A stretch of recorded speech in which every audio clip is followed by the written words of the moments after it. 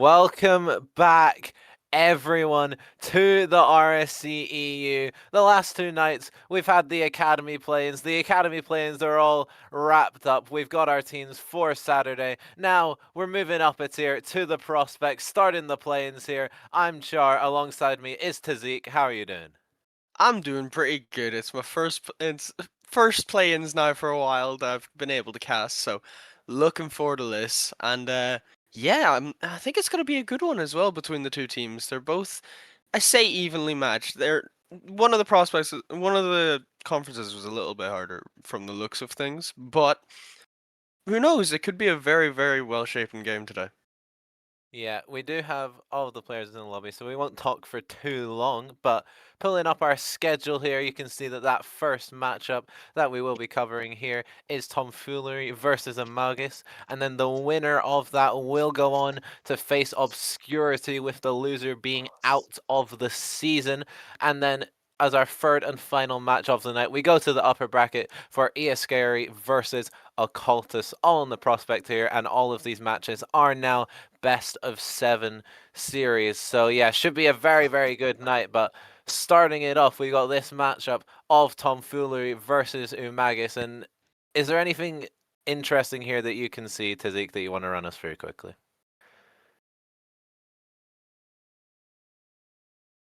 Have we lost Tazik? I think we've... No, I think he's here. What? I think I'm here. We good? Okay, okay. I think any they seem. Oh, I think the mic is struggling. I'll run through some of the stats whilst we see if Tazik can get his mic a little bit sorted out. But yeah, we've got 6th place Tomfoolery versus 5th place Umagus, obviously in those different conferences. Tomfoolery being from the Ignis Conference and Umagus being from the Glacies. Both teams with very similar stats, though. 18 and 19 wins, very similar goals for. Tomfoolery conceding, quite a few more goals, and Umagus with a lot more saves. But yeah, at this point, with such evenly matched stats, the stats don't really matter too much at this point. It is just down to who has that confidence and that ice on the day, right, Tazik? Yeah, it is. Especially we can see with the player stats. We've had two players for Illusory show up a lot more. Granted, all of them taking part very, very well, but that El Druvo on 61% and Alex is not true at 63%.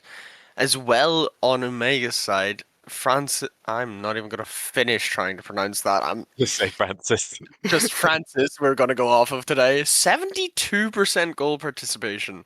That's how you know he's like really stepped up for the side and pushing forward to help him like try find some sort of hope in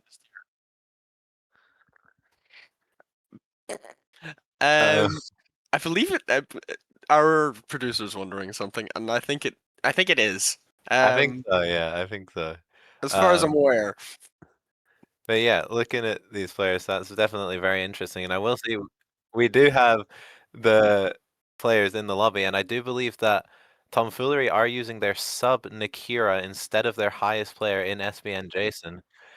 So maybe that will have a play on this series, but we do have everyone in. But very quickly before we start, we got to get some predictions, and I'm gonna go with kind of what I had in mind before this series, but also looking at the rosters that are in the lobby right now. Without SBN Jason, I don't know how Tomfoolery are gonna perform, so I'm gonna give it 4-1 to Magus here. I really believe in the players on that side. I think they're a very, very solid team, and I think they'll take it home in a 4-1 series score. Let's hope we don't have a caster curse situation because I'm also going Omegas for 4-2 instead. I think Tomfoolery will take one or two anyway. But yeah, I just that difference in goals as well, like the goals conceded, it says a lot about their play styles. So I feel like they're gonna push forward a bit more. But with all that being said, let's hope we can get the players going. Yeah. Yeah, We do have everyone in, and we will be able to get this game number 1 underway here, getting the Prospect postseason started off, hopefully with a bang, hopefully with an absolute banger of a series. It all starts here. These teams want to get off to a strong start in this game 1. This could be that opportunity for tomfoolery. The shot comes through, but Francis manages to save it away, and now down the other end takes a shot, but Alex does well. Nice demo to keep that pressure on for this Umaga side. Noah trying to put it across the net. Is someone there for it? Samzi trying to chase it, but Druvo does very, very well to take it away from him.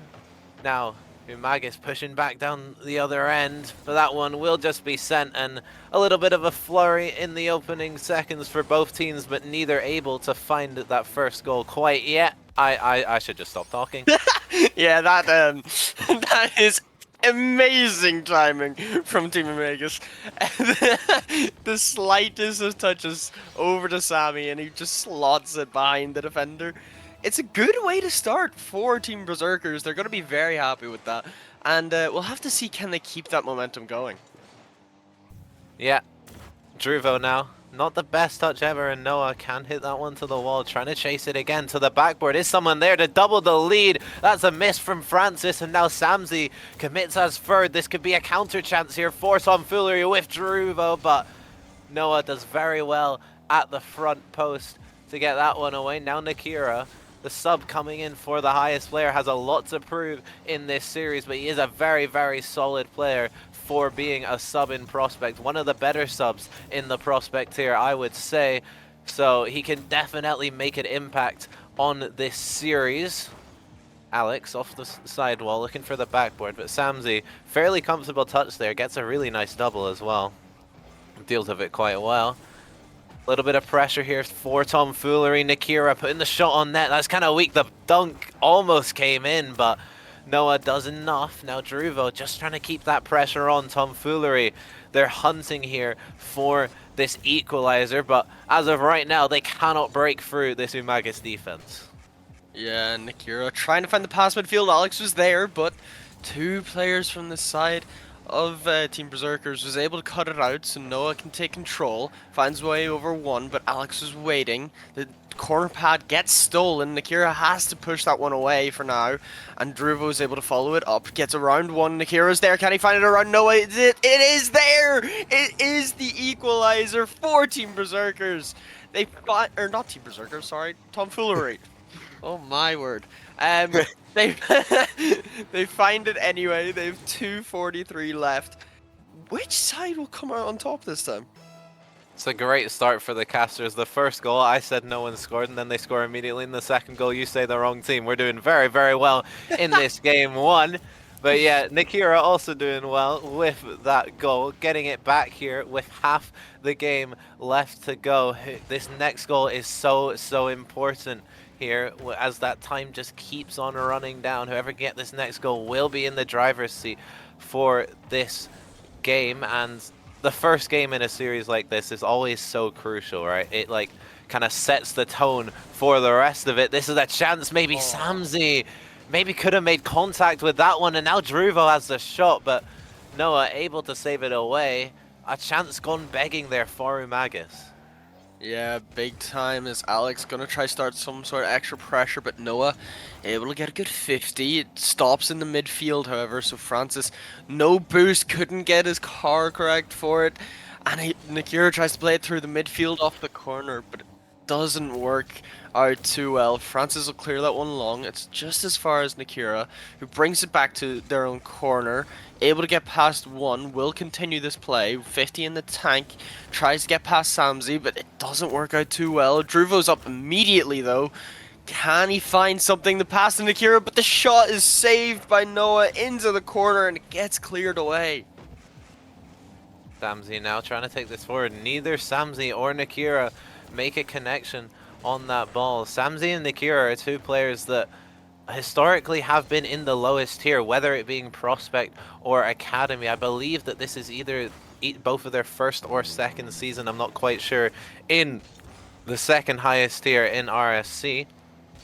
maybe Samsey a bit earlier because he has been around a while, but they've both been very solid, very highly regarded players in that lowest tier. Now making the jump up, let's see how they can impact both of these teams and yeah, see if they can make a difference here. 37 seconds left on the clock. That's almost an own goal from Noah.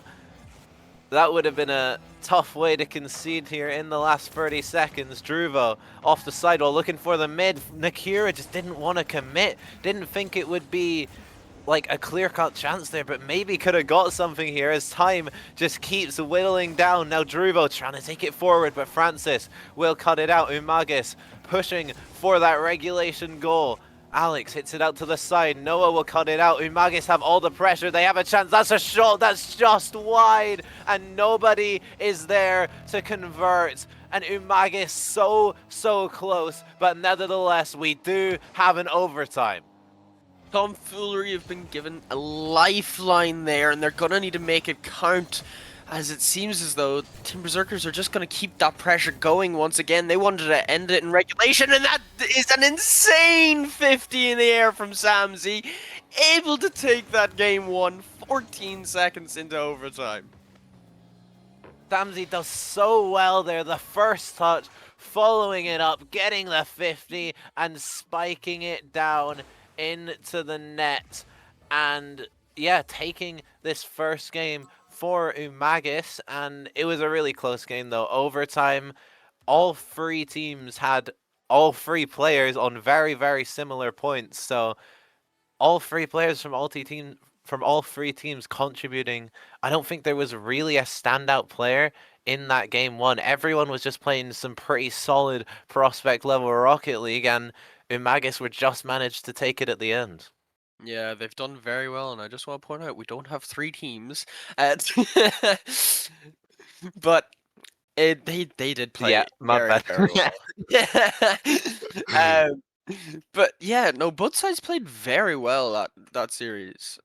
We'll have to see whether or not they can like keep it going. Umagas, they've got away with it. They probably should have won it in regulation, but kind of threw their chance away in the last few seconds. But they made up for it in the end. They did get the win, and now they're just going to need to keep that momentum going and hope that Tomfoolery just crack under some more pressure.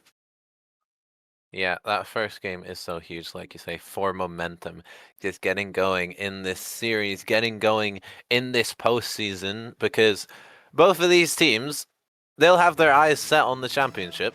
But if they want to get there, they have a long road ahead of them, both today and on Sunday. So a very tough one for both of these teams to make it all the way, but you just got to take it one series at a time and try and get there. Noah almost managing to get that shot onto net. Now Francis has an opportunity as well.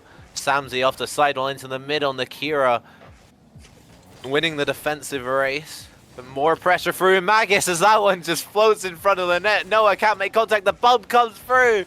And the post comes to Tomfoolery's rescue. The ball is still in their half, but I'm not quite sure how to, Zeke. But somehow we're still at 0-0.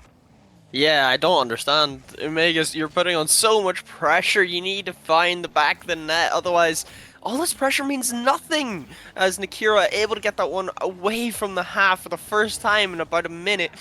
Francis pushed that one onto the back wall, and it's immediately put back into the Umagas half and found a way to get into the back of the net. Yeah, Francis, double tap off of the backboard. Not really a double tap, just a read. I don't know what I'm waffling about, but nevertheless, a very good shot. And yeah, continues Umagis's momentum here in this series. Puts them 1-0 up. Still plenty of time on the clock here for Tomfoolery, and they will keep on pushing here. Nakira hitting it forward, but that's just a little bit of a wasteful touch, just sending it right back into the hands of this Umagis offense, and now they can put more pressure on. Well, that would be the case if that 50 didn't just send it all the way back, but Francis ceiling pinch, that might be on target. Druvo It was on target, but he manages to ruin Francis's fun there. But that's maybe an opportunity, and Samzi, he's done that a few times this series, just missing those crucial touches in front of the net that could maybe lead to a shot and maybe lead to a second goal for Umagis.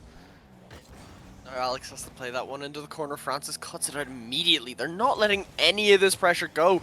That is a chance to be... Oh, no one was there.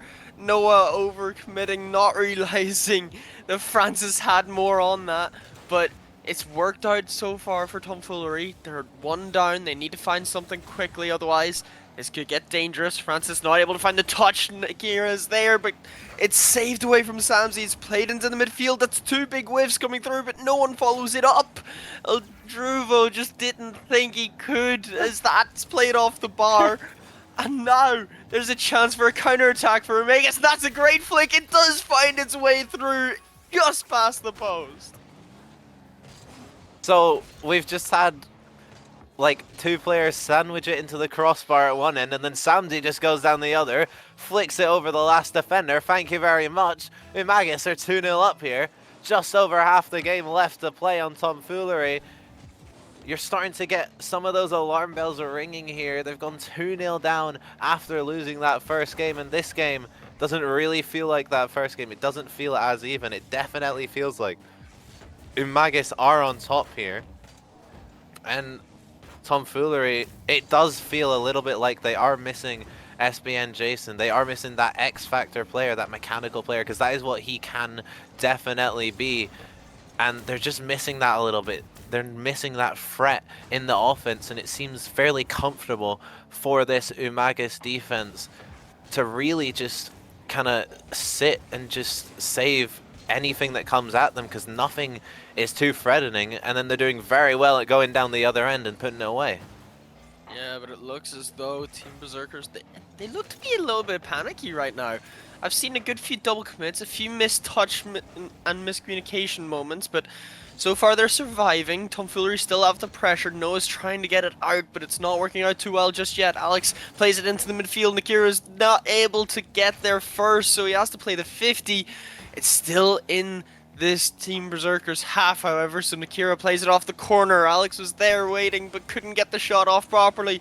Francis has to play that to the side and will push it away for now, letting Noah take control, try to maybe find the pass midfield, but Alex not letting that happen. Tries to just fake out Samsi. It doesn't work out too well. He will go back up. Just leave it for Nakiro. Bangs it long. It's off the back wall. Can he find the read? It's just not the touch he would have wanted. So this pressure is just building for Tomfoolery. Yeah, 48 seconds. This could be a goal, though. Francis forced into a very awkward save.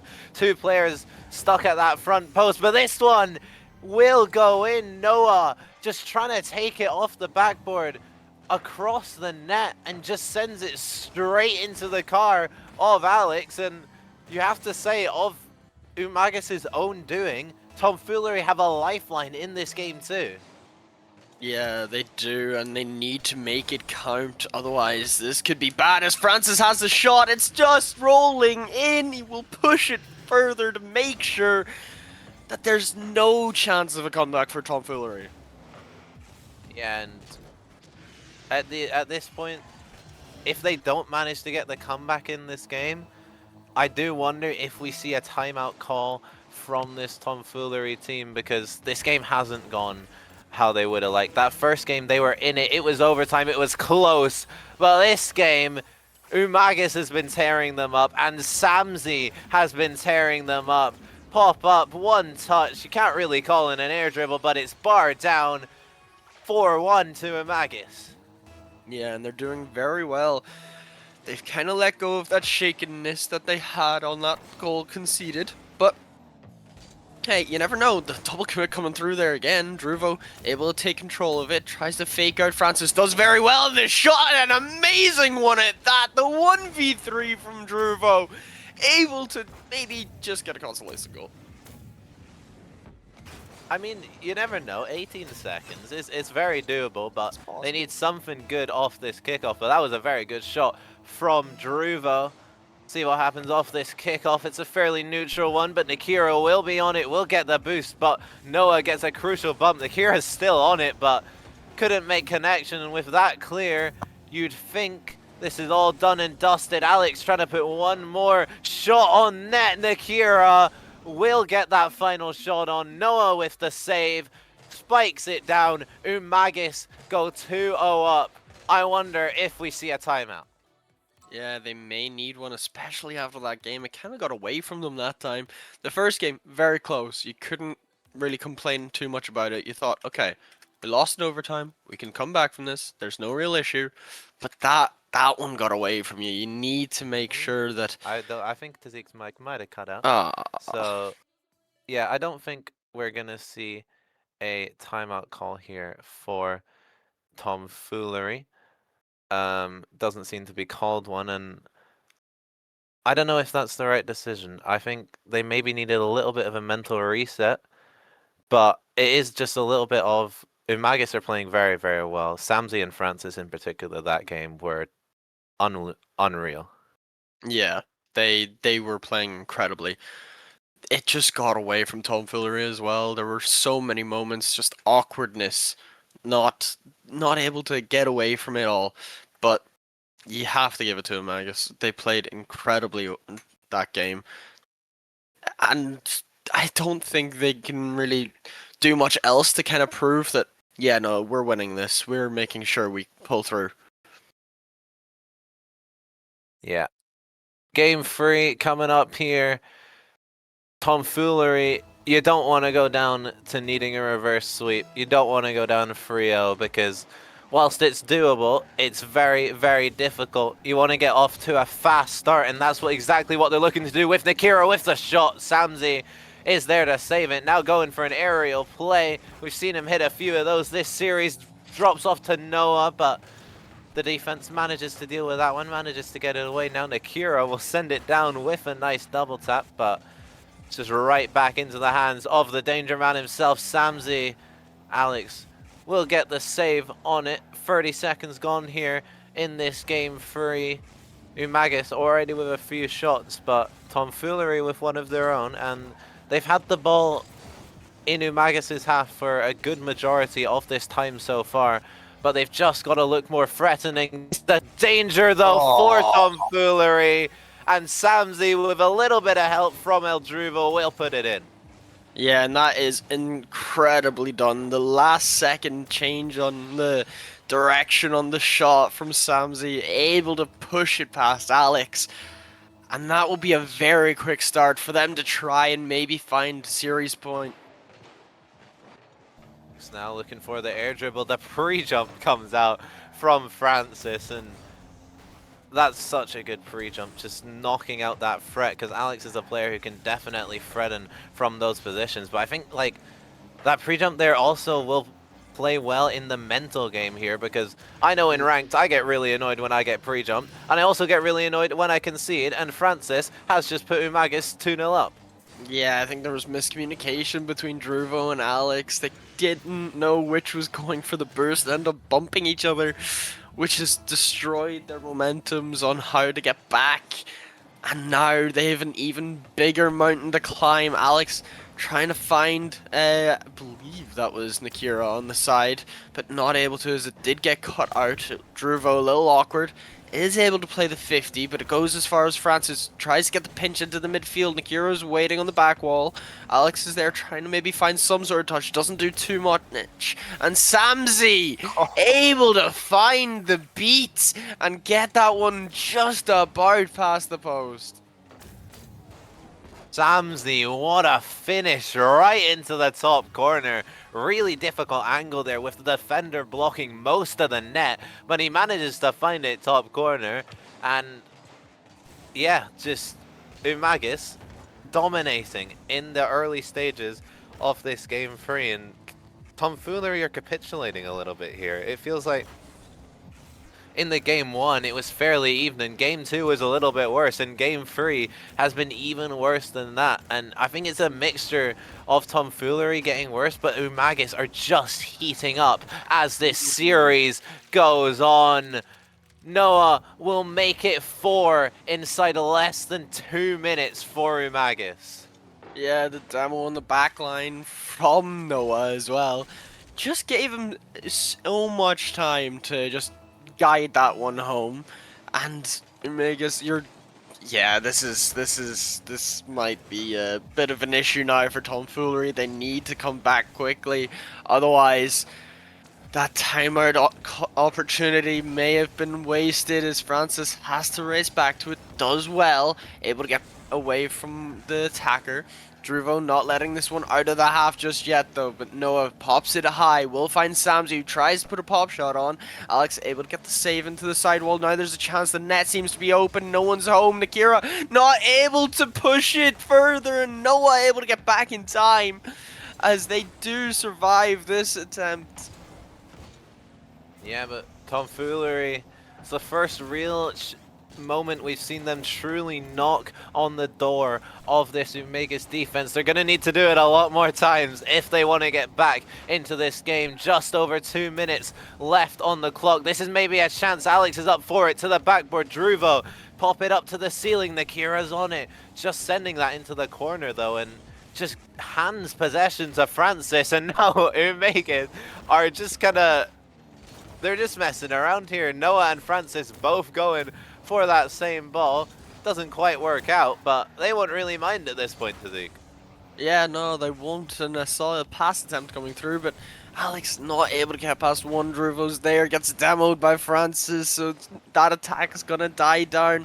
Nakira not able to get a double. Samsy up immediately for that ball, couldn't find the reset, so Druvo finds a save, but gets bumped, is off the post. Can Noah turn it in? No, it's saved away from Nakira. The shot comes through, and that is incredible from Samsy. Able to make it 5-0.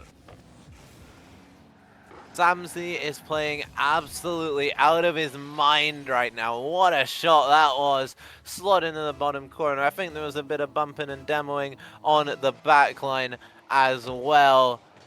5-0 here for Umegas. Unreal in this game 3. Great, excellent performance from them. And if they do end up taking this series, it is very, very positive signs going on in this bracket, as Ibn does make it 6. Yeah, Samsy just off the crossbar, and it just stays on the line. Noah able to push it through. And you have to say that's the nail in the coffin for this game anyway. And Tomfoolery, you're just going to need to take this minute and maybe your timeout as well to figure out what's going wrong, because you need to fix it before it gets worse. And Francis able to get that one away from Druvo for now. Finds a way to get a good 50 against Alex, and Kira's waiting on the back line. It's really awkward though, so he has to take it slow. Francis tried to make it even worse for him. Samsy plays it off the sidewall. Alex is there, finds a shot. Noah, it's not on target, so it's into the corner again. The shot from Druvo, saved away from Francis this time. Nakira trying to keep the pressure going, try to find some momentum for the next game, but it's not working out too well, as Noah's able to get it cleared away. Druvo has to play it into the side, and it just becomes more of an attack for Omegas, as that just about gets pushed away from Nakira.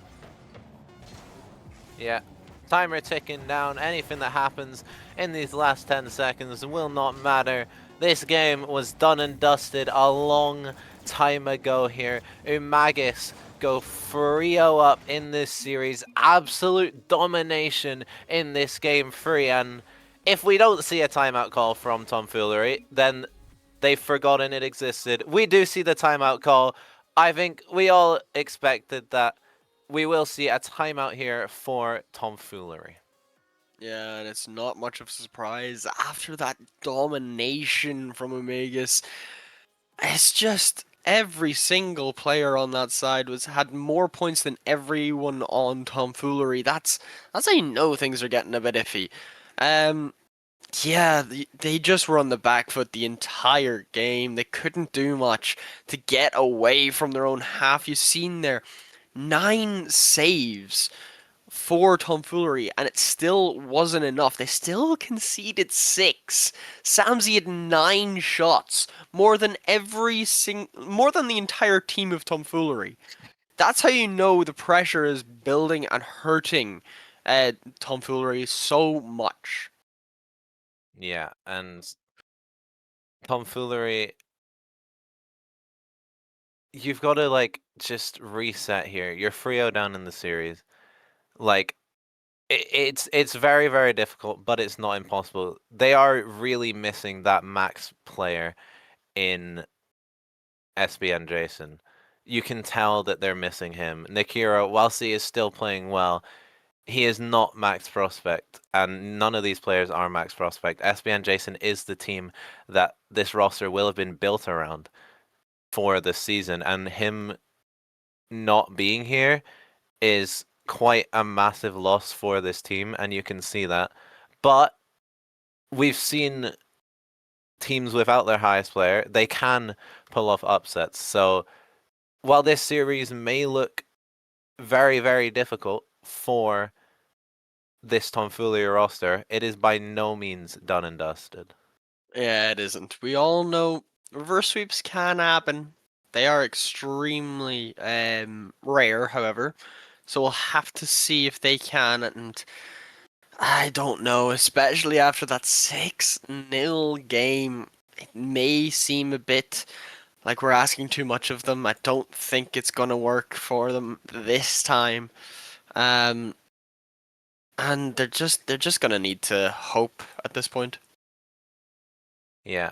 They've just got to try and shut down these individual players on this Umagus roster, because a lot of it is individual plays and demos. That's something that this Umagus roster are doing very well, especially Noah. I think he's been disrupting this defense for tomfoolery very well with his bumps, with his demos. Tomfoolery, they've got to watch out for that. They've got to be prepared for those demos on the back line, because if they're not, then they're not going to be there to defend those goals, and it's just going to be open net after open net, which we're seeing quite a lot of in this series. Yeah, and it's gonna need to change very, very quickly. Otherwise, tomfoolery, you're just not gonna have a fun time, and this could be your season over. You're gonna need to do something quickly, otherwise, who knows? May need to just reflect, maybe, and hope that Omega's kind of the pressure of the series point, just trying to close it out, hurts them, as that's an immediate shot coming through from Samsey. The attack's still going. Noah finds the shot off the post, and tomfoolery, that's not what you need this early on in the game. You've just taken your time out. You want a mental reset, and then you go and concede within 7 seconds. It's not the best way to start. Druvo has changed to the Dominus, which I don't know if he was in that car before. I could be wrong, but I don't think he was. So maybe that's their secret weapon, but doesn't feel like it's worked, as they've just conceded inside 7 seconds. Tournament life on the line here. They have one chance left in this series, one chance left in the tournament. They need a reverse sweep or their season, these 5 weeks of league play that they have worked so hard to get into this top 6, done so well to get into top 6 in such a competitive prospect tier. It all means nothing if they lose this next game. Yeah, and that's how you know that there's some issues going. Nikira, big whiff coming through. Samsey able to find Noah in the attack, but not able to turn that one home just this time. Francis not letting the pressure dwindle, though. Tries to find some extra touches. Druvo, that pop shot will find its way through, and they do get an equalizer. That's what you need, tomfoolery. You need to keep that up. Otherwise, it's just going to be more and more of issues for you. Yeah, that was a really nice though. Nakira finding Druvo, and Druvo just recognizing that all of the maggots are just pushed up very, very high and just sniping that top corner. Exactly what you need here for tomfoolery. And they managed to get one back, and they managed to tie it up. Let's see if they can take a lead. That's not what you wanted to see. No. Francis off the corner. Really nice corner double from him, and Samsey will just use pure muscle to force that one into the bottom corner. That is never what you'd like to see if you're a tomfoolery fan. They needed to keep that pressure from the other goal going, but it didn't work out. It's immediate pressure again coming through from Omegas. They need to do something about this quickly, otherwise this could be good night for Tomfoolery. Noah plays it to the sidewall. Druvo's already up. Maybe a mistouch. Can't find anything else as the miscommunication kills Nikira, and it will double Team Berserker's lead. Tomfoolery capitulating here in this series. Umagis flying into the next round of the tournament. 3-1 up here, but this might be a chance off the kickoff. Druvo just can't get it, and whilst there's still plenty of time on the clock, all the momentum is on the side of Umagis. It just seems like a bit of a gulf between these two teams without that highest player, and Umagis are just storming through, and I would be surprised now if they don't take this in a sweep to Zeke. Yeah. At this point, it may be wraps for Tomfoolery. That's played to the back wall. Can Francis find another touch? No, he can't, but Noah not able to squeeze that one past the two defenders. However, Druvo, could he find it through? Noah's able to race back in time. So Francis goes forward, tries to play it off the side wall. Druvo's in the corner, trying to find some sort of relief, but it's not working out. Omegas, they're putting on way too much pressure. Noah's still forward. Samzy waiting in the midfield, finds the pass, the shot, not able to come through, so that's played back to Francis this time. Off the side wall, tries to find the read, but it doesn't work out too well. Druvo just trying to get it cleared. They're trying to find a way to fight for their lives, but it's not working just yet. Druvo plays it to the midfield. Nikira's there waiting. It's cut out by Francis. Alex not letting the pressure dwindle just yet, as Noah has to flick that one over. Tries to keep control. The 50 comes through off Druvo. Samzy's there waiting. Plays the pinch into the corner. And the pressure is just continuing for Omegas. That one nearly finding a way through. And Tomfoolery, it could be lights out. Yeah, 1 minute 40 here for Tomfoolery to show us something in this series.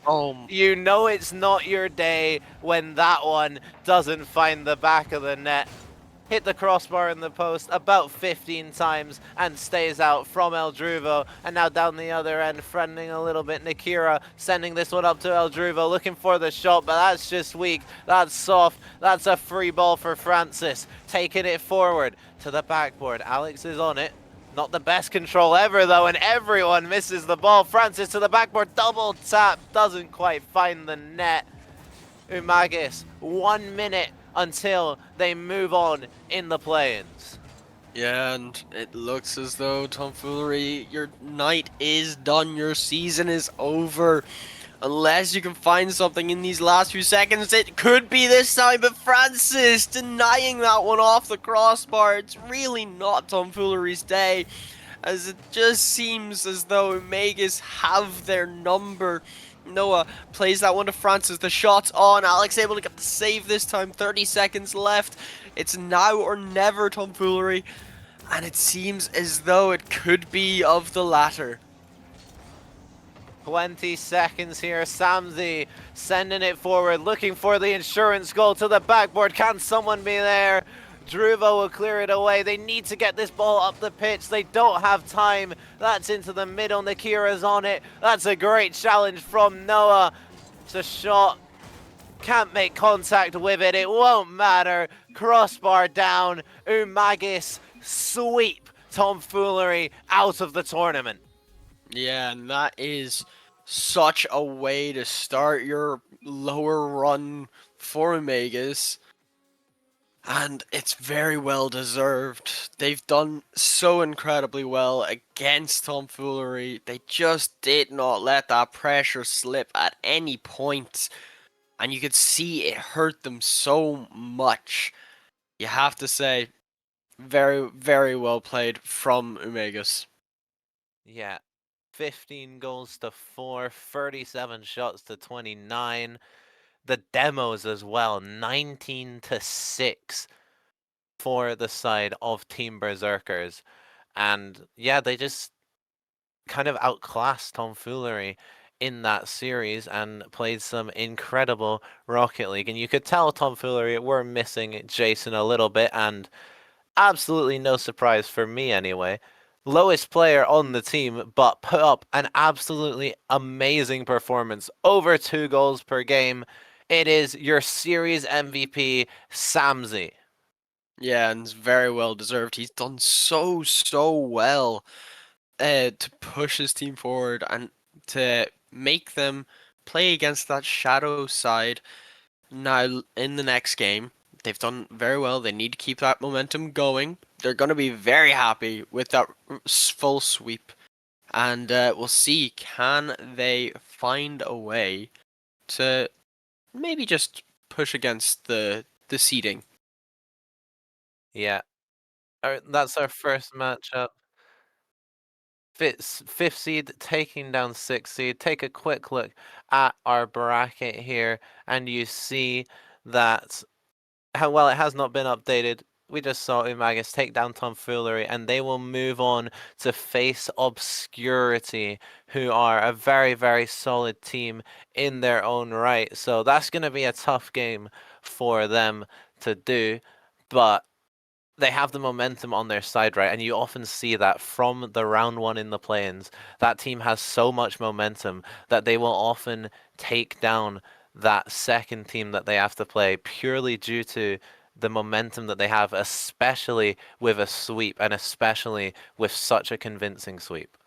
Yeah, it definitely. But with all that being said, we'll find out very shortly how they do against Obscurity. Thank you very much for watching, everybody, and we hope you come back now in a few minutes.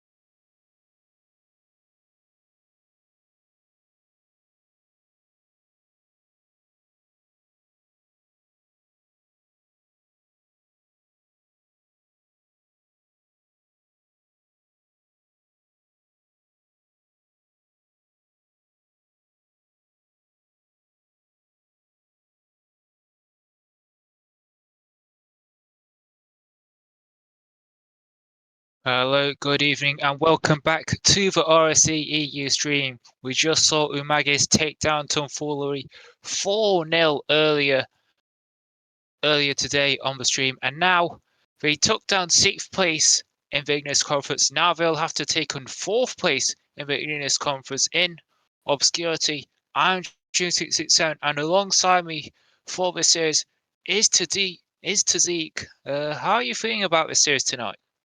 I feel like this could be either another like extreme blowout or it's going to be very close, especially after how the last series went. I was expecting 4-2 out of all things to happen there. But next thing, Umegas, they showed up. They were insanely good against Tomfoolery. So we'll have to see, can Obscurity slow them down? Um I don't know though, because they played so incredibly well, and it was kind of the same situation in terms of how their games went in league play. There isn't much of a difference between Tomfoolery and Obscurity. Obscurity won two more, and they have granted a bit more of a better goal difference, but again, I'm not sure how much that's going to help. Vegas had two less goal difference than them, and so we'll have to see anyway. The demos, however, is going to be a lot. 223 for Team Obscurity compared to 115 for Omegas. That's gonna play a huge role in terms of how this game's gonna go, I think. Yeah, I mean, you would imagine so. I mean, demos can be such an important tool in terms of breaking down our opponent's defense, but also playing playing the mind games, as it were. And I will look at the individual player stats, and looks like Jason Cami is going to be a one to watch for Obscurity, although WK and Ninjisem have played their fair share as well. And as for Umagis, I think Francis, at least in terms of going forwards, will be one of the ones to watch. But Ibn proving to be a real wall at the back with a number of saves that he's put up. So it's going to be interesting to see how this one pans out. Yeah, I'm definitely looking forward to it. But as we get into this, shall we have a few predictions? How are you thinking it's gonna go? I think, well, with how well Umagis did in the previous years, I think I could definitely see them carrying that on, and whether they'll be phased by the demos from Obscurity, that remains to be seen. But I can definitely see Umagis winning this series. I can actually see them winning it 4-1. Wow, okay. You know what? I'm gonna go with you again, so hopefully, as I said last series as well, hopefully we don't get too much for Caster Curse, because we all know how that can happen. Um, but I'm gonna join you in Omega's winning. I'm gonna say it's gonna go 4-2 though, I say, game 6.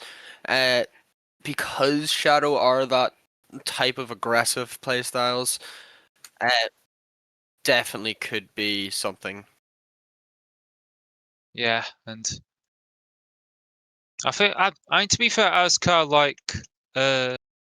kind of like torn between saying 4-1 and 4-2, but I ended up going with 4. I think just because of like how impressively they were able to dismantle tomfoolery in the previous series. I think like riding that wave of momentum, it's going to do them so much good, and I don't really see how they can be slowed down from that. Yeah. But with all that being said, all the players are joining in. Well, hopefully. Uh, there we go. Everyone's in the game. Shall we get this started? Well, we definitely will. And for the kickoff, it's going to be Francis winning it. Ibn looking for a follow-up towards back, but maybe not where he wanted it to. And Jason could find the clearance, but Francis sends it back in there. It's a good challenge by Samsi. It's a good spell of early pressure by Umagi. So it has only been one shot, but Shadow very much being pinned back inside their own half. It's a decent start by you, Magis, and Obscurity. They have their work cut out for them. Yeah, and I've noticed already Omega's trying to put on that pressure and the aggressive type of play with the bumps and demos.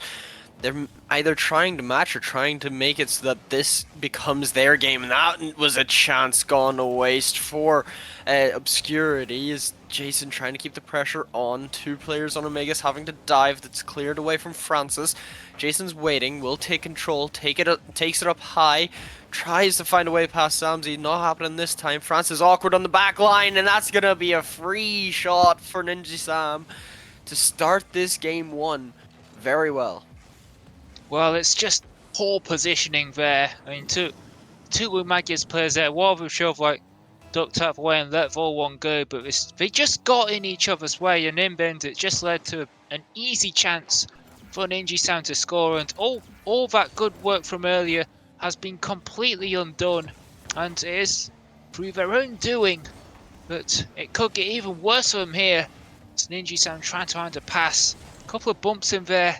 It's trying to stop Umagas from getting anything together. It could still be dangerous. There's a bump to really shut things down. And it feels like those bumps are doing a good job of disrupting Umagas and looking to stop them getting their attacks going. Yeah, but at the same time, the pressure is building for Omegas. Tries to find the pass along the side, but it's not.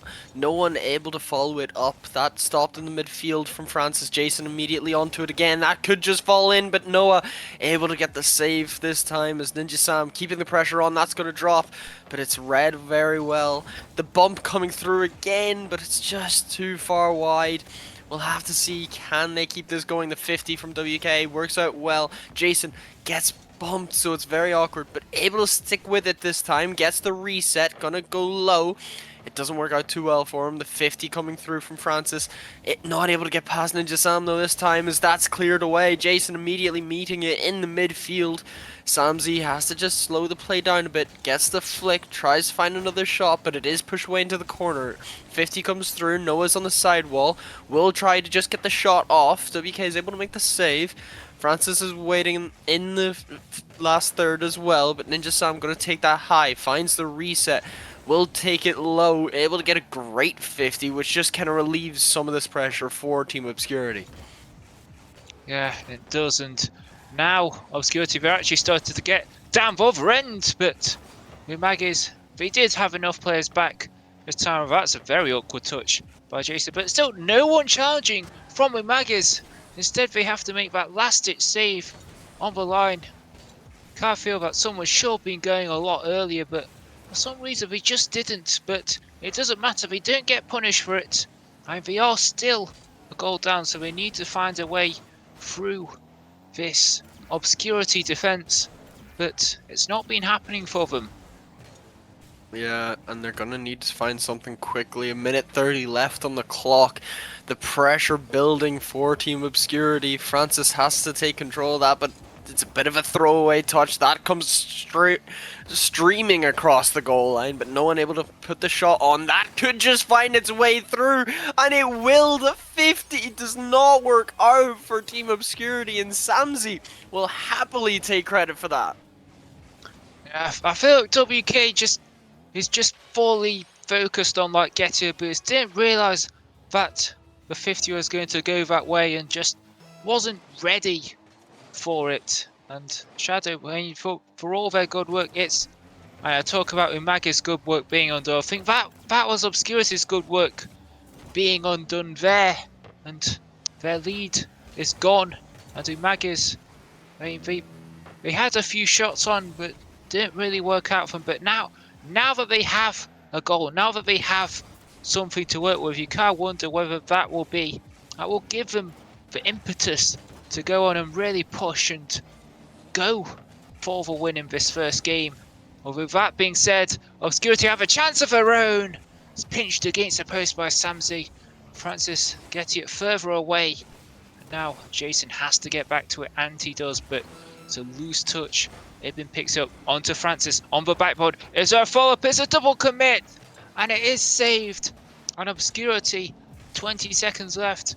Will there be a winning goal before overtime?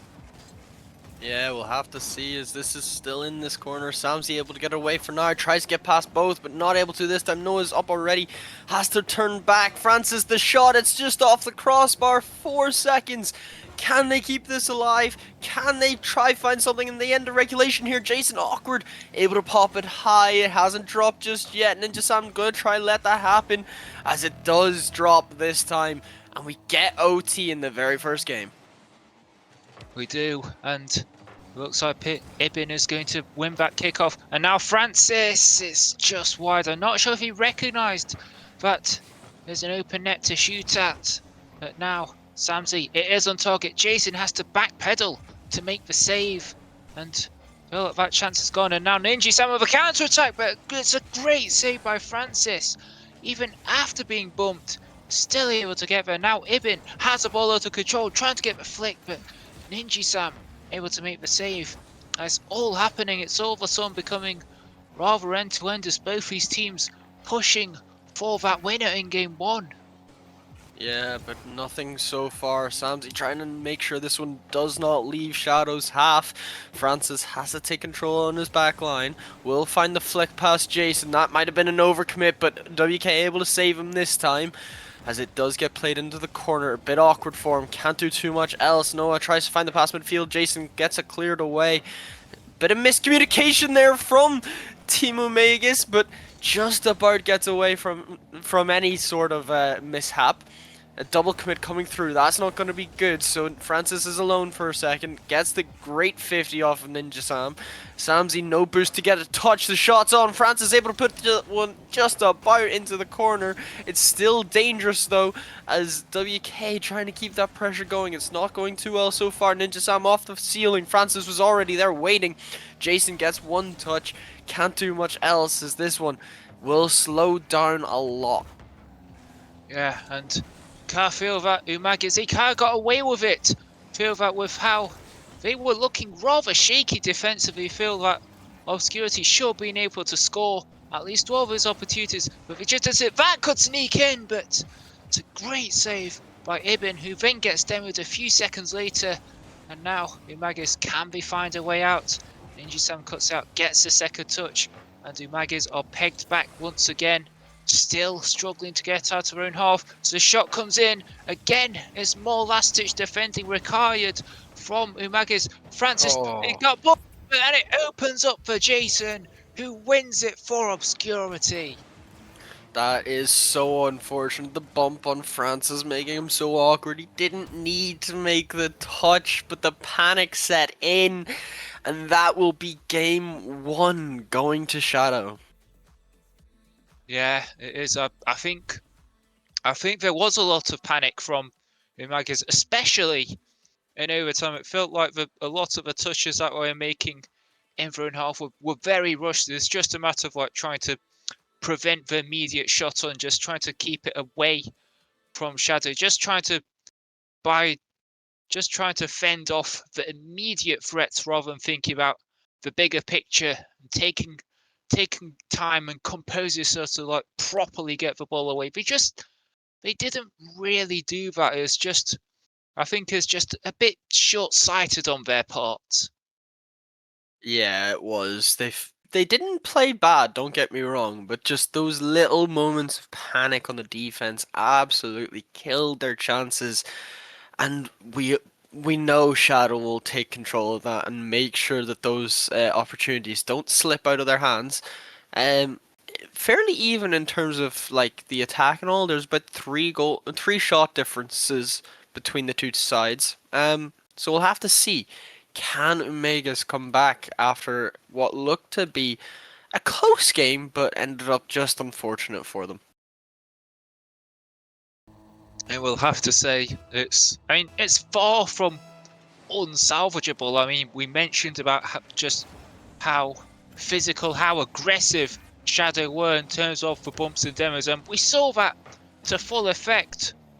I'm not really sure if Umagis had to deal with any of that in the previous series, so maybe it's just something that they need to look out for, and now it's going to be a matter of how do they adapt to that. It's a long clearance downfield, and they get the first goal. Well, you're talking about adapting, and that is the way to do it. Able to realize that they push too far forward and gets the shot on, and a very early response to that game loss. Well, it's something that they needed, but now are they vulnerable from kickoff? Oh, that's not what you want to see. The kickoff goes so well for Obscurity, and it's just not able to be saved away from, I believe that was Noah in the back. And we're tied up immediately. 25 seconds in, this kickoff could go in the way of Umegas this time, however, but it doesn't work out too well. Samzi having to just get one touch into the corner. It's still dangerous for them. The pass out to Jason, it's off to the back wall, and no one follows it up. WK just taking it slow rather than trying to rush it. Has to play the 50. Francis does well. Not able to get another, but Noah off the back wall. No boost to him. So it's going to be very awkward for him. Samsi's able to help him out. WK there waiting. Noah on it again. It pinches downfield. That's a great demo on the back line as well. It put some pressure on. It's off the post. And a bit of miscommunication as the double commit comes through. Noah having to be the last line of defense. Able to play it well. And just about keep his team from going down once again. Yeah, I'm not really sure if there's any need for Francis to cut across on that chance here out at the other end. And now it's looking rather dangerous. It's Ibn again required to put in some defensive work. Now they're looking for the counter-attack. It goes into middle. Ibn, it's just wide. And Francis puts in the challenge. But there's no one there on the foot. Samsi just that little bit too late. And also this game is starting to look rather interesting as Samsi can't quite get there. And Obscurity, they came back well. After that first goal, they went down. Such a well-executed pass. Nimji-sam finding that bottom corner. Yeah, and that is very well done from him. The placement couldn't have been much better as that kickoff goes in favor of Obscurity this time. Francis able to take control of it. Tries to play the 50 out to Noah. It doesn't work out too well. That touch will help them out a bit, so Samsi can get it cleared away. Does get demoed. Francis already there on the sidewall waiting. Noah maybe an unnecessary touch. And it kind of slows the attack down a bit. Jason trying to get it cleared away. It meets Francis in the middle. Ninja Sam plays it out. It is played to the sidewall from Noah. Tries to get around one. Jason immediately up for it, not letting anything pass. Francis is able to get cleared out to the back wall. WK waiting. Tries to follow it up. A great beat on Samsi. That net's open right now. Can they find a way to push it forward? It can't. It hits off the post. WK there, but it's not able to get pushed in. And that could be a lifeline for Omegas. Yeah, it could. And I think we talked about earlier how Ibn have an unnecessary touch in Obscurity half. I think it's because there's no one there with me. Just had to deploy some hold-up play. Just to try and keep control of it until his teammates arrived. He wasn't able to do that. And now Umagis maybe a chance to go down the other end. It's a double demo which comes in. That could be a decent ball that's off the post. WK can't get there. But no one from Umagis is in the right position to take advantage. It's another chance gone. And now Francis off the backboard. Is there a follow-up? Ibn is a bit too late to that. And Francis cuts it across. And he finds that bottom corner. And that is very well done from Omegas. The 50 off from Noah, able to find a way through. He nearly saves it himself after going off the post, but just about able to stay out of the way and ties this game back up. Well, it looks like Obscurity were going to start to not necessarily run away with the game, but it looks like we did have this game under control. And Umagis just going to remind them that the game is not over yet. Although what can WK do here? He's been bullied off the ball, being given a taste of his own medicine. So that pass has been intercepted, and now Samsi all on his own gets a shot off, and now WK makes a save. Just only as far as Ibn off the backboard, it drops down, and Francis is there. Yeah, And that is incredible from Omegas, able to find the lead again. Just about a misread from Ninja Sam, and the last defense not able to get their hand up quick enough. Minute left. Can Omegas hold on, or will Obscurity find something like we know they can? Jason plays it to the side. WK was there. That's a big miss from Noah. The bump comes through the shot, and they will find a way to come back. And not long after the lead was gained from Omegas, it has been taken away just as quick. Well, it's an unfortunate miss from Ibin earlier, and then the bump on the last player back.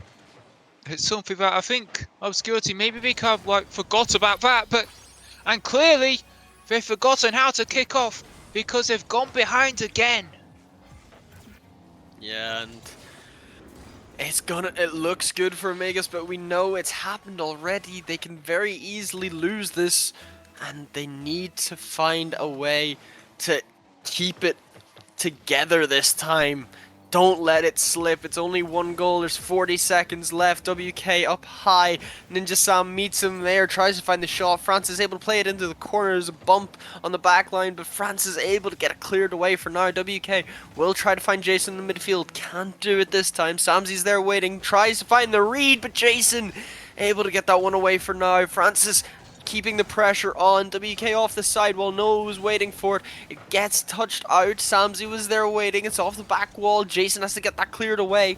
Does well. Francis meets it in the midfield, not letting any of this pressure go to waste just yet. 10 seconds. The clock is ticking. Jason has to clear that one long. Ninja Sam finds one more over to Jason. Can he find the shot? Samsi able to cut it out this time. It just needs to drop for Omegas to tie this series, and they do. That.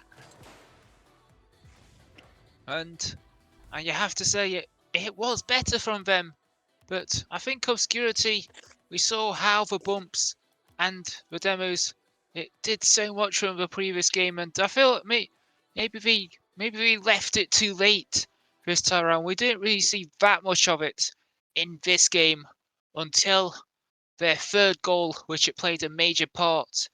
And I feel like that if we ramp it up again, then they could start winning games again. Yeah, need to ramp it up quickly because we know Shadow can pounce on them. And Omegas, you need to keep that momentum going. Both sides looking very well. It's only been one full game so far. One in overtime, one in regulation. They are very evenly matched, what it looks like. And I wonder, will that momentum from the last series help Omegas just try and hold on to the win that they just got? Well, you do have to wonder. They did just win last game, and they do seem to be rather good at kickoffs, and they scored after only 5 seconds in this game 3.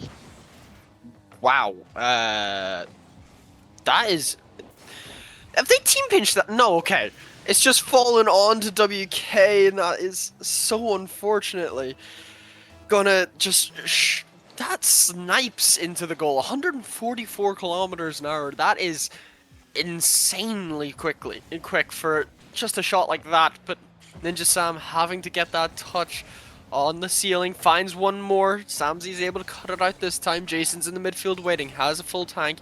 Has to use most of it just to get back to that ball, but France is able to play it into the corner, able to get past Ninja Sam as well. Samsi immediately chasing onto it, the back line trying to be tortured as Samsi has to play it quick. And Jason's there waiting, just taking it slow in his own corner.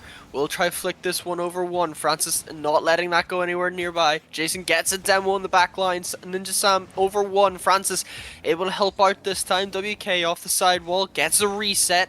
Plays it over Noah. Jason not able to get the touch, so the shot doesn't come through this time. And Samsi gets bumped away from the ball, so he can't even start any type of counter. Both sides going back and forth. Yeah, I feel it's just not quite okay. I mean, to be fair, Obscurity V did have like a couple of like good ideas, but just the execution was lacking. Just a couple of whiffs which didn't allow it to come to fruition.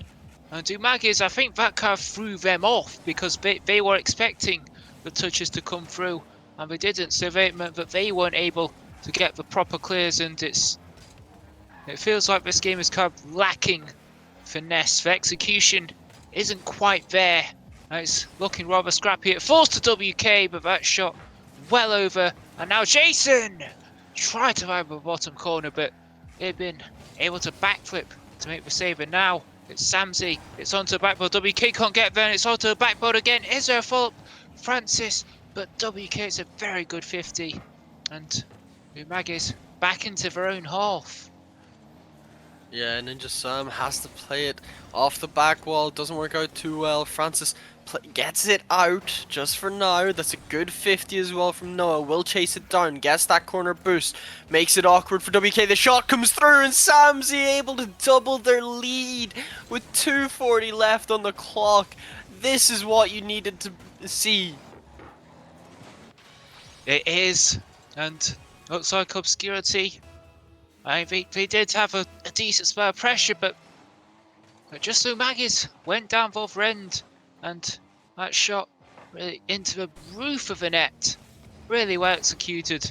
It's a decent 50 there by Francis, and Ibin taking his time with that read. Very good patience from him. And now, it's interesting that Umagis, they have 2 goals, but they've only had 1 shot on target. That is a 200% shot accuracy. That's something you don't really see very often. It could be awkward here, but Ninja Sam making the touch right at the very last. And Umagis, you get the feeling that they still aren't done yet, but Jason, it's a very good clearance. Ninja Sam does follow up, trying to get a second touch beyond Francis. Is there a follow-up? Jason just a little bit too late to it. And I think that's kind of been the story for Obscurity, just a little bit too late. Yeah, and that one was very dangerous there. Doesn't work out a team bump as well, so Francis is awkward. That's an open net. WK able to cut the lead to 1. It seems as though Umagis may have just panicked a little bit. I think Francis just positioned himself too high up. He's just waiting on a boost that didn't spawn, and then the play just went past him, and he paid the price. And good thing is, Umagis are still in front, although the lead is in danger slipping completely. But that is a good save by Francis to keep it intact. And now, as I thought, Ninja Sam has missed it. There's a bit of panic setting in on both sides. Obscurity, maybe they sense a chance to level it, and maybe the nerves are starting to get to him. That sounds very awkward, and Jason is able to pounce, and Umagis' lead has been wiped away completely. Samsey coming through on the back, ends up bumping his teammate and leaving himself in such an awkward place. Ends up just kind of handing Obscurity a free goal, and they're gonna need to hope that that doesn't happen again. WK takes it high, tries to play low against Samsey. It doesn't work out too well this time. The 50 comes through. Jason just gonna take control, able to get a good catch, tries to get around 1. Ninja Sam not able to find too much of a bit of annoyance on the back line. Samsey's able to get that cleared away this time. Ninja Sam's on the sidewall waiting. Francis gets it away, plays it to the corner, tries to chase it down, maybe find a pass midfield. It doesn't work out too well. Noah gonna play the 50. Ninja Sam was there with it, as that's a big miss from Jason. That can find a way through, but it doesn't this time. It does get cleared away. The 50 again off Noah, not able to push too far forward. Samsey's going to turn on this one. Bit of miscommunication coming through as Noah tried to cut through as well. WK up high, has to play against Noah. Ninja Sam's finding the pop. Francis is up in the air waiting, but Jason able to push it down low. That's off the crossbar, and WK not able to follow it up this time. They have been given a lifeline, Umagis, and they need to use it. Otherwise, this could go down badly as we go to OT. Yeah, I started to wonder, like, with just on the number of shots alone, maybe they can consider themselves fortunate to even get to overtime, and they've made the most of it. They've rode their luck, and they've won game 3, and they've put themselves 2-1 up in the series. Yeah, and that is very well done. Thankfully for Omegas, they find a way to keep that momentum going, take it quickly in overtime as well. And we'll see, will that hurt Shadow's mental game? Yeah, and you kind of have to wonder. I mean, they dominated proceedings. They had 9 shots to Umaga's 3. I mean, they put up so much pressure, but Umaga's had to be so strong defensively. Each player making 2 saves each. So kind of goes to show just how much defensive work they had to put in to repel all the Shadow's shots that they were putting on. To Maggies, when they went down the other end, the chances that they created, they took, I mean, 100% shot accuracy. I think that says it all. Yeah, it does. And we all know it is quality over quantity in these types of games, but sometimes the quantity can help. So I feel like they need to get those shot tallies up a bit more, and maybe then they'll feel a bit more secure in terms of how the games will go, as Obscurity had so much pressure going into that. But if you don't get it into the back of the net, it won't matter, as this game will start again. We're now game 4. Samzi finds one touch pass. Jason able to rush back in time. That drops down. Can Noah find a touch? No! And Ninja Sam has to play it off his back wall. It's unfortunate for Omegas. It is a helpful cry for Obscurity, and they get away this time. Yeah, I feel like it's just bounce. I don't think Kibin was expecting it to bounce up that quickly. It really caught him out. And I mentioned previous game how they're good from kickoffs, how they scored from kickoffs. They seem to be rather good at it. It didn't quite work out for them this time around. I mean, they haven't. I mean, to be fair, Obscurity, they haven't really created much. I mean, that was the first shot on target from them, but it just wasn't really a particular threatening. That's a double commit. That could be dangerous. Ninja Sam, he can't get there. And Umagis do have chance to get back, as the clearance does have to be made. They've been trying to help it forwards. Samzi has to cut across to get there. So it goes to backboard. Jason doesn't get there, but the cross was way overhit, and Ibn has to scramble just to try and get a touch. But I mean, to be fair, Samzi is doing a good job of trying to keep control of proceedings, looking to play the pass to Ibn. And that is what you like to see if you're an Omegas fan. It drops down low, no one able to counteract it on Obscurity, and Noah slots it home this time. They find a way to take the lead. They just need to hold on, and we'll have to see Shadow have to find something quick. Jason's there, plays it off the sidewall. Francis just going to play it to the other side. Maybe try find Samzi. Gets the pinch, but a 50's off WK. Francis is there already. Jason has to take this one smartly, otherwise this could be a bit of an issue. Ninja Sam able to get it cleared away as well. It's in the Omega's half. That shot on. Francis able to get the save into the corner this time. So WK will have to restart the play. Ninja Sam already up. Tries to play to the back wall. Francis was there. Will continue this play as well. Jason gets a bump on him, so it makes it a little bit awkward. Somehow finds a way through, so WK has to play it off his back wall. Will take it high, tries to finally reset it past Noah, but it doesn't work out this time. Samzi just trying to chase it, try to be a bit of a nuisance on that back line. Ninja Sam a bit awkward off the sidewall, can't do too much else. Jason was there, finds one touch, it will fall to Francis, however WK able to get that cleared away. And Noah just gotta take this slow, maybe gain some composure for Omegas. Well, he's done just that, and he Nope. might have found a goal on the counter-attack to put them 2-0 up. Wow. How the ground pinch just clears that one long, and it's on target for Samzi. Able to double their lead. And Shadow, you're gonna need to find something quick. Well, to be fair, they do still have just over 2 minutes, so it's not the most urgent matter in the world. But I mean, you are right in asserting that it could slip away from them if they don't do something, and that something is one goal back. They are still behind, but I think that will give them an element of belief about getting themselves back into this game 4. And Omegas just need to hold on now. Shadow gonna put on as much pressure as they can and make them slip, maybe find a crack in the defense. Jason and WK having to double commit on that nearly finding a way through in its own. But now Francis off his back wall, doesn't have much boost. The touch is a bit of a throwaway. Ninja-san was able to get to it first. WK's there for the shot, but Noah able to get a good 50 off of him. Jason finds one, gets the reset, tries to find the pass over to Ninja-san, but it's just over him too far. And Francis able to get that cleared away. Samsy's onto it immediately. Ninja-san not able to get the touch, called off WK as well. So it made things awkward, and Francis just gotta take it slow. Has to avoid the bumps and demos. Samsy's able to help him out.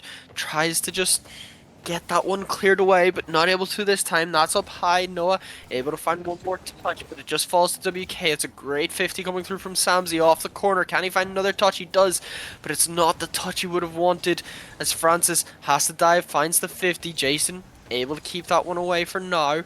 Just about finds a way through. A minute left on the clock. They're going to need to find something and hope to not concede, but it looks like they will. Noah able to turn that one home off of the save from Ninja Sam. It was just too awkward for him.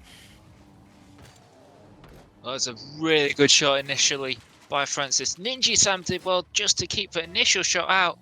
Kind of wondering, where are the teammates? I think WK did try to get there initially, but was beaten to it. And as for Jason, nowhere to be found, and Umagis restore their 2-goal lead. Less than a minute to go. You can't feel that game 4 is more or less in the bag, barring an absolute calamity on their part. That nearly could have been that from Samsy. Kind of messed up Noah as he was ready for the shot, but it's worked out so far. They haven't done too much else to make this chance slip, so it stays in their half. It will get cleared away this time from Francis. He tries to go back up to it, but no boost doesn't help, so Ninja Sam's able to keep the pressure on. It's off the ceiling. Samsy is able to get the touch first. WK is in the back line waiting. Tries to play it off his own wall. Gets past 2. Tries to find leave it for Ninja Sam. That's off the back wall. It drops down, but no shot coming through. Jason there this time. It does find a way to creep under the bar. And with 7 seconds left, there's still hope for Shadow. Right, they were caught backpedaling. That demo did not help matters, just caused further confusion. And Jason able to find the shot on target beyond the last defender, and that makes these last few seconds very interesting. WK, Ninja Sam can't get there as Ibin onto the wall, and Francis, he has done enough to take Umadge's to match point. Yeah, and they just need to close it out now. We've seen them sweep Tomfoolery earlier. We know they can close it out well. But we see Shadow call a timeout, and it's a very needed one at that. Granted, the games have been extremely close so far, but whenever you are 2 games down and need to not lose, it's probably best that they do call that timeout. I mean, not only 2 games down, but it's the fact that they lost 3 games on the bounce. I think that's going to be really mentally draining for them, and you can't really blame them for wanting to kind of stop that slide, to kind of stop themselves sliding further down that slippery slope. And I feel that just a break in terms of that, and also looking to halt Umage's momentum that they built up from winning 3 games on the spin. So it's a double-edged, they'll be hoping that it's a double-edged sword for them. Yeah, and they're gonna, Team Shadow, they're gonna need to find out what is going wrong. Whether it's just the shots aren't connecting, whether it's the communication messing up between each other, they're gonna need to find something. Otherwise, there will be a lot of issues, and this could be series gone. and their chance to the tier gone as well. Yeah, and well, I mean, they are on the verge of being eliminated from the tournament entirely, as this is the lower bracket. No second chances in the lower bracket. You have to win every series from now up until the grand final, and even then, I mean, it is going to be quite the marathon. Should you make it through this series and on to Sunday, I believe there would be five, even six if we're counting the bracket reset. So that is going to be something very mentally taxing for them. And they need to win. They need to win 3 games on the spin here just to even get to that point. Yeah, and they're gonna need to do it quickly, otherwise they're just gonna need to find their shooting boots. I think they've had so much more pressure during a lot of these games, but they just haven't made the shots count, which is going to be very, very big for them. So we'll have to see if they can maybe tighten their laces and find a way through. Yeah, and I think that could be the key for them, as there's not that much long left in that timeout. We saw how effective the bumps and demos were in game one, and they kind of just like eased off of that. I think maybe they need to find something else, because I think Umagis, they were able to react well to that. They started to like dodge the bumps and demos, and they also supported each other a bit better. If they saw that the person going was about to be bumped or demo, they always had someone else to cut across and challenge for them. So I think Obscurity, we need to find something else. I think they need a plan B for the rest of this series. And it seems to have worked out well, as the demo comes through on the last defender, and Sam able to push it home this time. I feel like as well there was a bit of a mistake on the attack from Omegas, which kind of just set that counter perfectly for Obscurity. But they do find the lead early in this game 5, and it's what they needed. Yeah, definitely. And the timeout, dare I say it, has had a good effect on them. But there's a shot coming in, but Jason able to make the save. And now it comes to Ibin, but the shot is wide. Another thought from him, but again, it's wide. And Samsey forced to hang back, puts him to 50 against Ninja Sam. Jason leaves it, but WK is there behind him to make the clearance, as Francis forced to cut it out. But Jason beats him to it on the wall. It's onto the backboard as Ibin is forced to get some kind of touch just to get there ahead of Ninja Sam, and started to break down a bit as Jason looking to find a pass into middle. WK can't get there, and Ninja Sam, the last player back, had to just guide it towards the corner, but he gets demoed, and now Ibin forced to turn away on no boost. And again, it feels like the execution is lacking for these teams. Yeah, and they need to find something quickly. Francis has to play the 50. Samsey already up for it. Finds way over one. WK able to get there first, however. The shot's on from Francis. Ninja Sam off the crossbar. The second shot coming through. A double commit.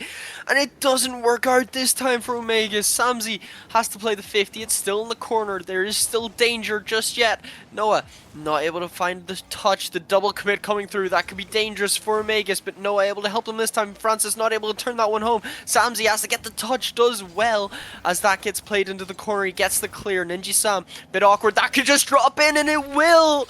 They find an equalizer off of an overextension, and it's worked out so well for Omegas. I'm not really sure why the last man from Obscurity was pushed that high up the pitch.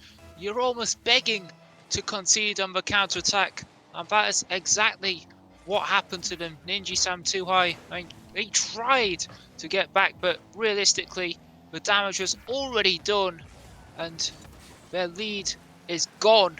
There's more than half the game left though, so plenty of opportunity to get it back. Although Francis trying to find it beyond Jason, finds a pass to middle to Samsey, but the ball got away from him there. So initial clearance on Ninja, is it going to be enough? It's Francis towards the backboard, looking for a second touch. It could drop down dangerously as Samsey can't find the 50 against Jason. As Umagis, it's a decent spell pressure. It doesn't yield a goal though, and it looks like Obscurity, they can get out, but only for so long. Yeah, and they're gonna need to find something quick. Francis gets it pushed away. The cleared out from WK. Samsey's there though. Will try to get the 50, but it doesn't work out just yet. The double commit coming through. Francis is there for the shot and finds it. Able to regain a lead this time.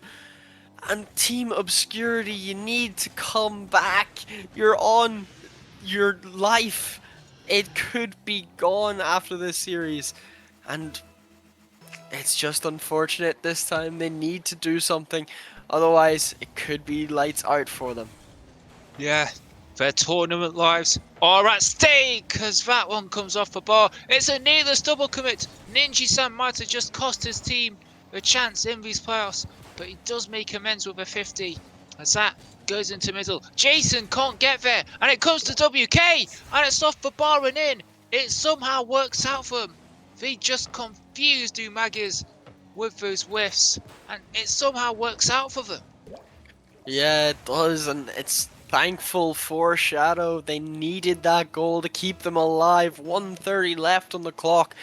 Which side will pull forward in regulation, or will we go to another OT? Ninja Sam able to play it into the side. The 50 comes through for Samsey. He gets it. He continues to keep going. Tries to find one more. Not able to this time. Francis has to play the touch. It will get pushed out this time. Ninja Sam able to get it cleared away. Noah plays it into the corner. Ninja Sam tries to get the pass midfield. WK's there for the shot, but Francis able to make the save. As it continues, he pops it high, as no one on Team Shadow wanted to commit to that just yet. Jason plays it to the side wall. Samsey's there waiting. Plays it into the corner. Francis is there. Tries to get the pass midfield, but nothing too much this time. That 50 could just find his way into the net. It will. Ninja Sam is found a way to keep Team Shadow alive. Yeah, he got there just ahead of Ibin, and Samsey couldn't quite make the save. As last man back, it's a couple of individual errors which cost Umagis that goal, and now we find themselves behind for the first time in this game. They have been here before, but now they need to find a way back. It's 30 seconds left. That could be an interesting touch, which could help them out. WK, that's interesting. Jason, and now Ninja Sam. It's still not enough, and it falls to Samsey. It's a calamity at the back, which Umagis take full advantage of. I'm starstruck. What has happened, Team Shadow? The amount of awkward play that just occurred, giving Sam a free net to shoot on, and you just needed to hold on, and you haven't been able to, as Noah not able to find a second touch. Francis is there though! They find the lead with 19 seconds left. This could be game over for Team Shadow. That is going to be the sucker punch. Just when it looked like Umagis were on the ropes, they were able to find not one, but 2 goals in the last minute. That might have swung the game in their favour right at the very last.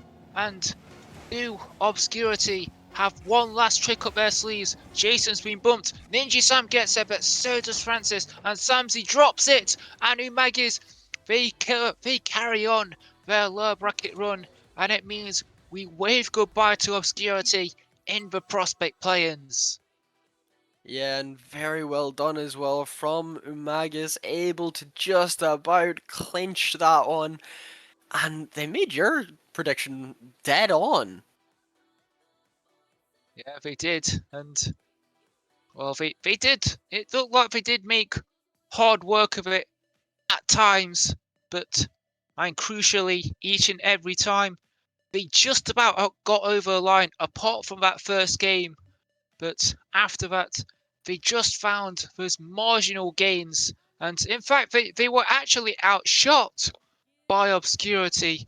But they were just that little bit more efficient going forwards. I think that was a difference for them. Yeah, I noticed there they both had 24 saves. The only difference being the fact that those extra few shots for Team Obscurity just didn't go their way.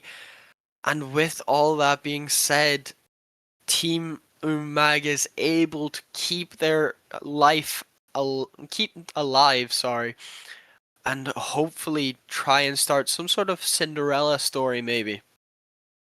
Yeah, and I don't think a team has ever gone on to win a tier starting from that point in the lower brackets. I mean, of course, someone can correct me if I'm wrong, but I mean, it's not looking likely. It will take something truly special for Umagis to go and win this. It looks like we've got the wrong teams on the overlay, although that has just been corrected right now. So that is good. But that Yeah. is it for the lower bracket action. But we do have one more series tonight, and it will be the upper bracket match between ES and Occultus. So don't go anywhere.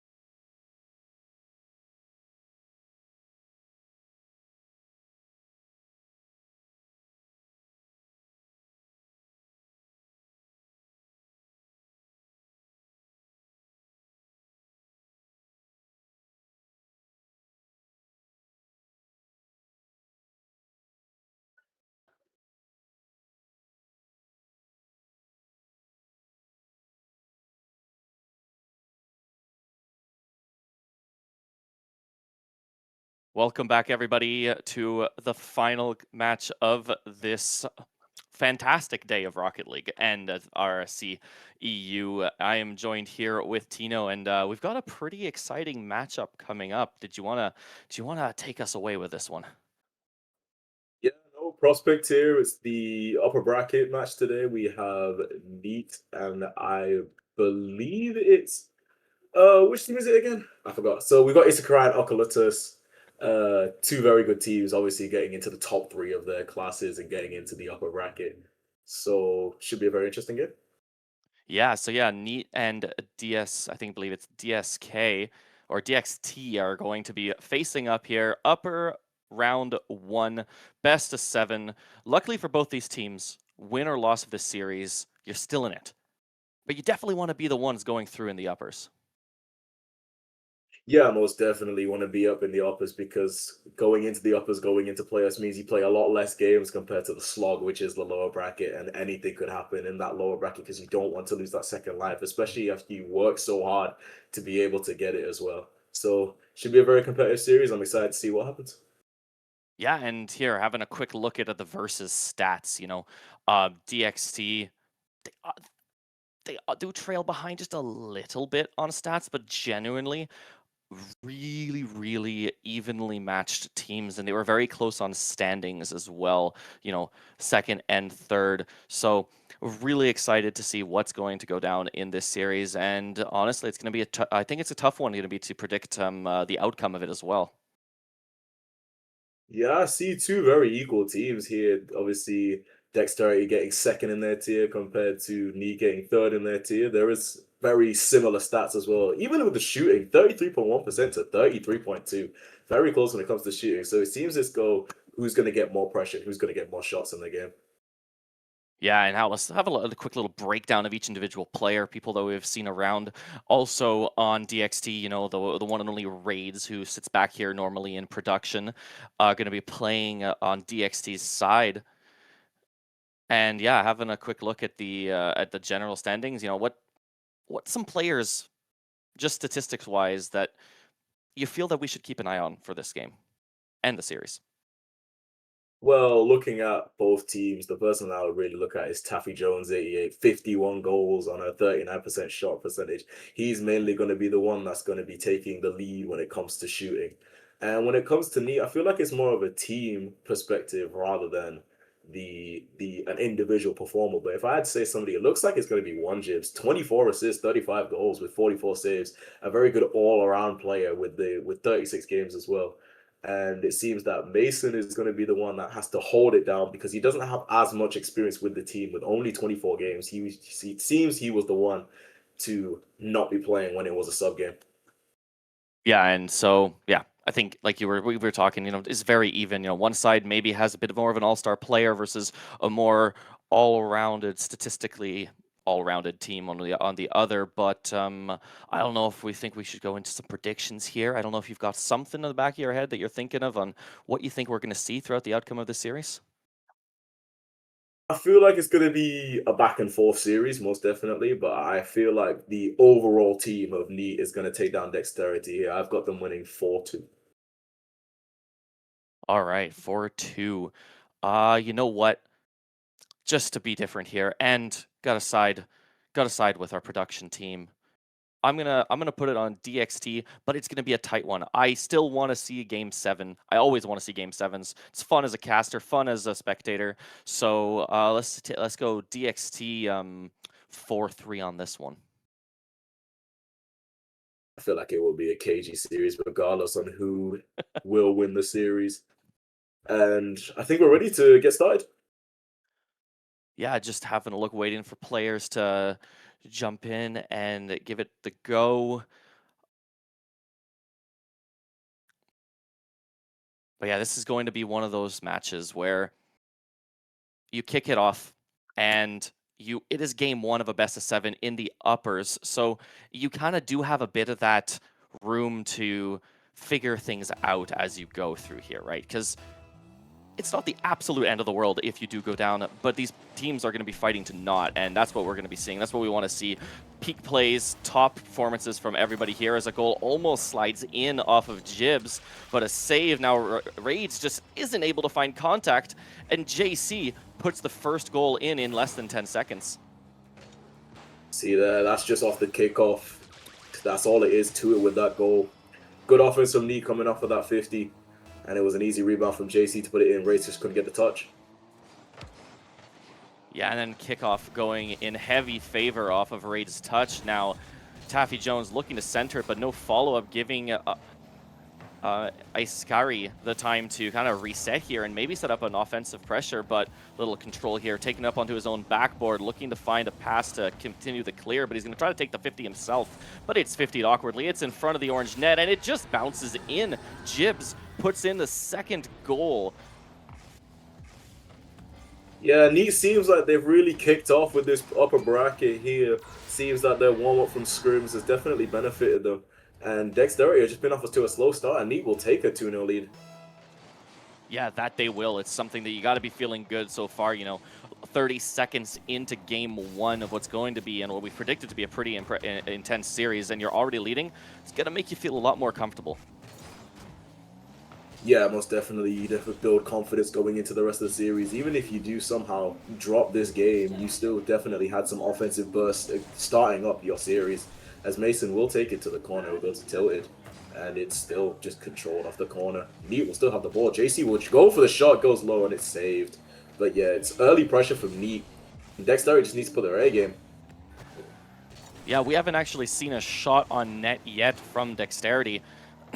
As now they're trying to maybe set something up. Raid's looking for the play. Unfortunately gets demoed himself, but it does open it up. Tilted Waffle, first goal in. Dexterity now trailing by only one. I think it was a demo straight here because that last man should have got that ball. And yeah, it's just a good shot from Tilted to get it to that back post after the demo on the back line, and it's 2-1. Dexterity now build some pressure. Now, this is what they want to see to get themselves back in the game, but they're going to have to defend this shot that, luckily for them, JC does not find the double tap, and that stays safe, but that was a really close call there for DXT here to see what if they almost put down another goal. Yeah, and that's going to be wide open. It's 3-1. It's that quickly. It's just a disastrous miss from Dexterity. Who was it that Braves misses off the backboard? Taffy Jones misses it from the back line, and Mason has probably one of the most wide open nets I've ever seen in RSC history. And it's 3-1. That 2-goal lead is back. Yeah, and in typical fashion, I stop talking and a goal goes in. So I think if you're any team, you just want to wait for Zach to shut his mouth, and you might put one in the back of the net.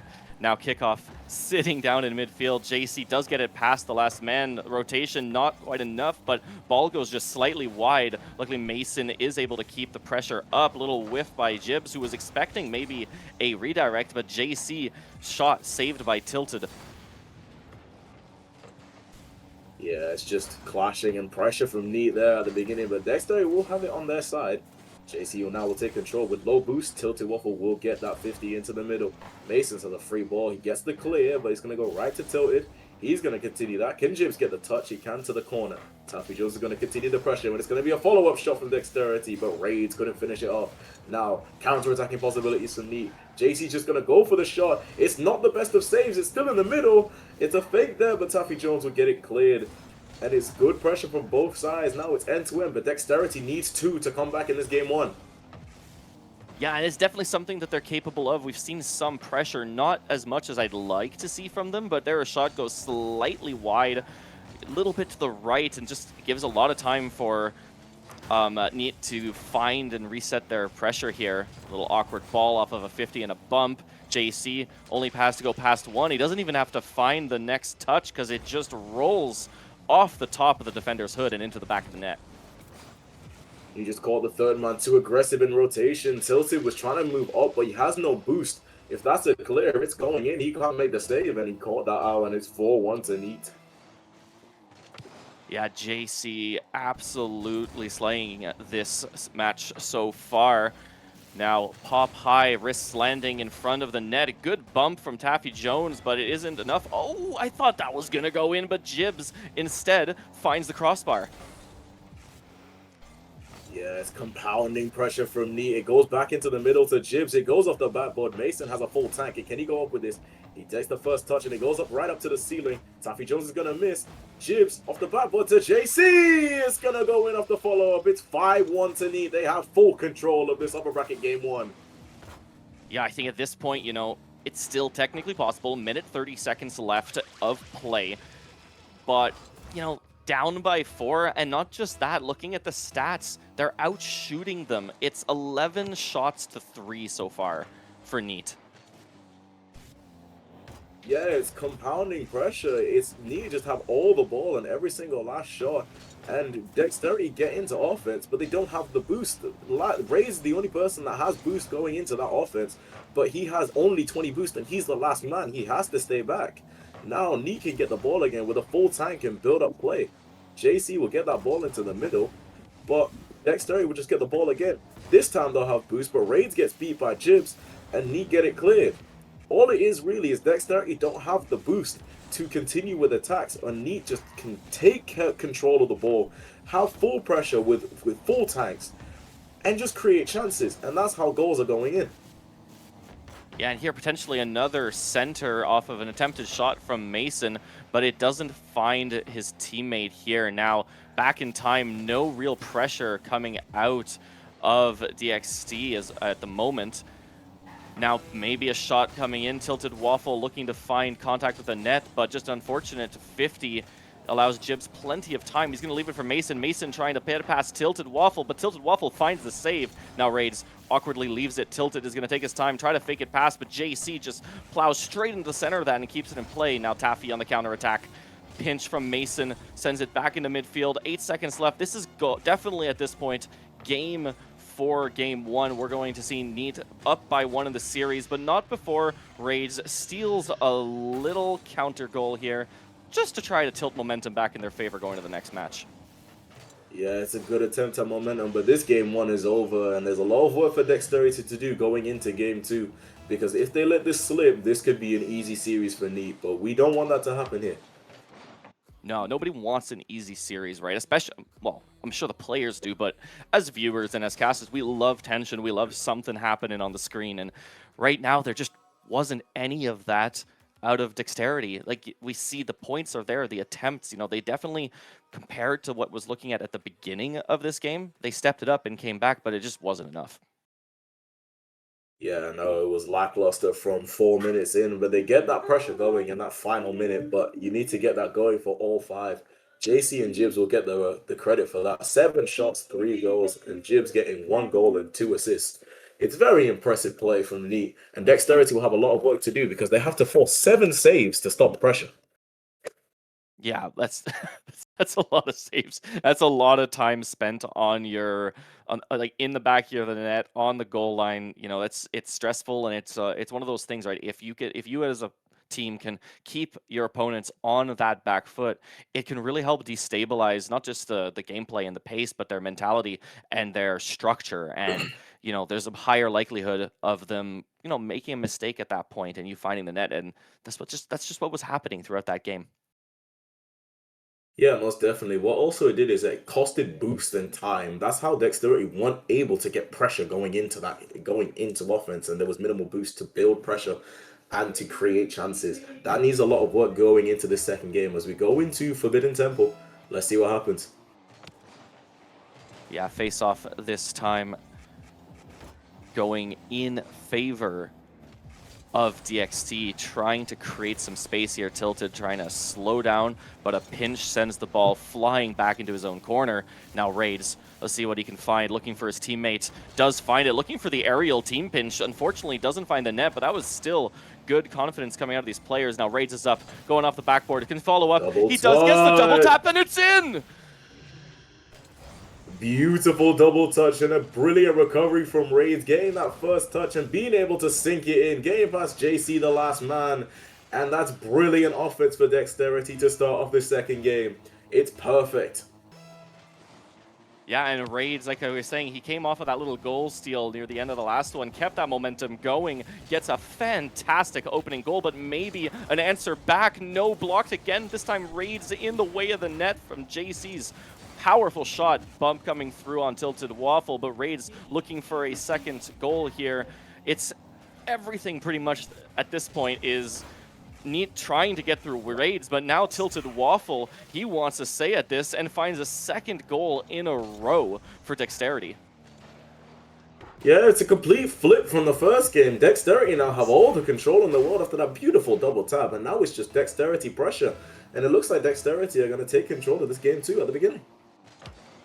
Yeah, and it's a great turnaround. It's, you know, if you're trying to look for a team that is going to make a comeback, especially off an original 5-1 loss, and we've seen it happen. We've seen it happen in RLCS, teams going down 9-1 in game one and then coming back in the series, but I don't know what just happened there. Tilted doesn't quite make contact, nobody back, and it just allows Jibs to just work his way to the ball and drift it into the net. Tilted does make contact, but it's the worst possible contact. It, instead of going forward to build pressure, it goes back for a wide open net. And Neat just have the freest goal, which is definitely a momentum canceller.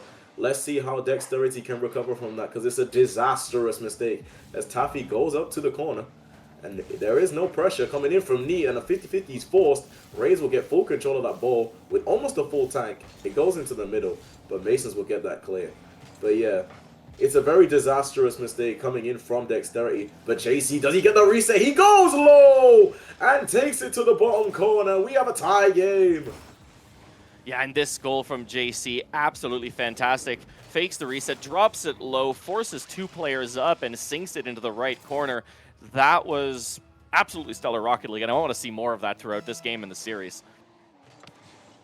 No, absolutely. It was beautiful mechanics there. But obviously, as we can see, because of the new update, he doesn't actually get the reset corner. JC, unbelievable. And Neat have the lead. Oh my gosh, JC. The corner, the angle, the math. Absolute slaughter. It's absolutely beautiful. JC's taking this game to the sword, and JC can't move right now. What's going on with this game? Do we need a pause here? Potentially, there's a bump coming in. Taffy Jones takes the shot, and it goes in. 3-3, we have a tie game. Yeah, that was a good answer. I'm not sure what happened there to JC. I guess we'll wait and see if anything comes through. Yeah, a little bit of question mark in chat. People wondering if he's okay.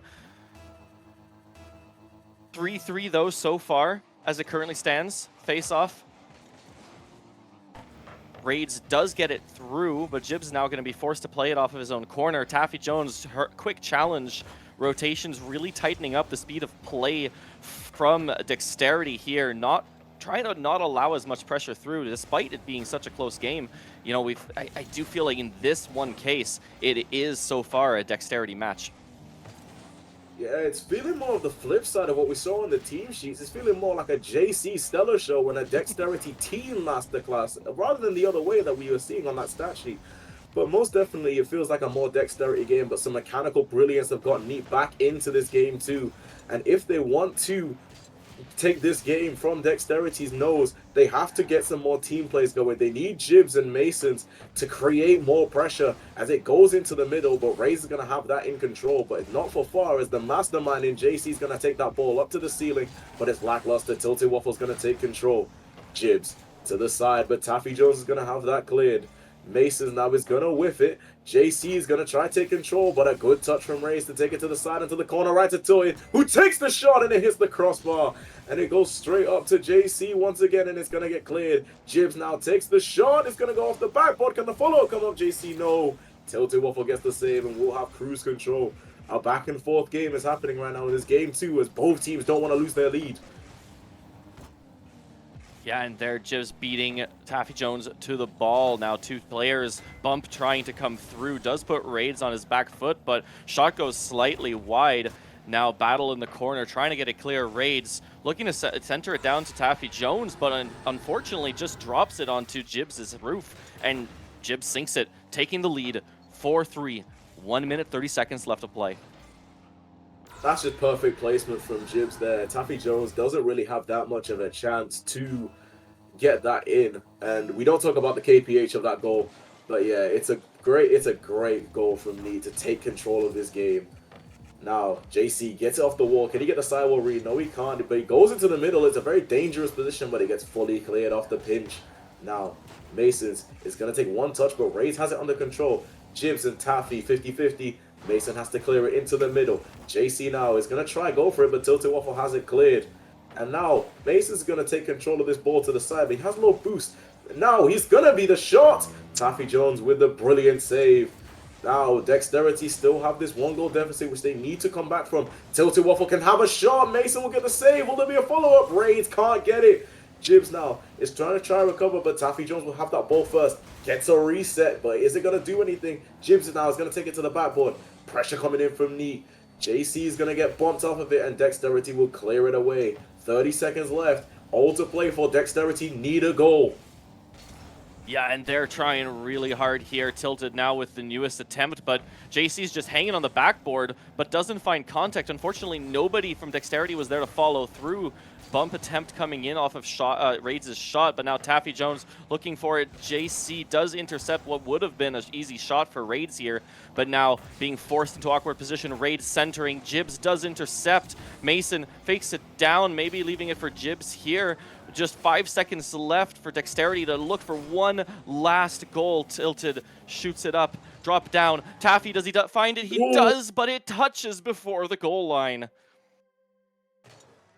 So close from Dexterity, and Neat will take that game. This will be labeled as that JC game because that was brilliant mechanical play to keep them in that game and take the lead. Rays started off well with that double tap, and Dexterity looked like they were going to take the game, but mechanical brilliance and a beautiful shot to make it 4-3 takes the game, and now the Neat have a very controlling lead going into the series. That they do, and highlighting a couple things throughout that game, right? One of the things we were looking for that was missing was a bit of those all-star level performances from Dexterity, and we saw them coming out this time in this game, from the individual performances, from Raids' double tap goal, to the team plays, the passing, finding each other on the field, making the space. It was definitely an improvement. The problem is they ran into JC, and there was nothing they could do about it. Yeah, no, there's nothing you can do after 1v3 masterclasses there, but you just need to be able to recoup from that and get more goals than the other team. As soon as you see those mechanical plays going, it's going to be a very cagey game, and it's going to be a very high-scoring game. You just have to make sure that you can create more pressure than the other, and Dexterity will fail to do that. Mechanical brilliance are neat, yes, but they do need to build up on more team plays and able to control the series, because you can't rely on JC masterclasses as we go into Game 3.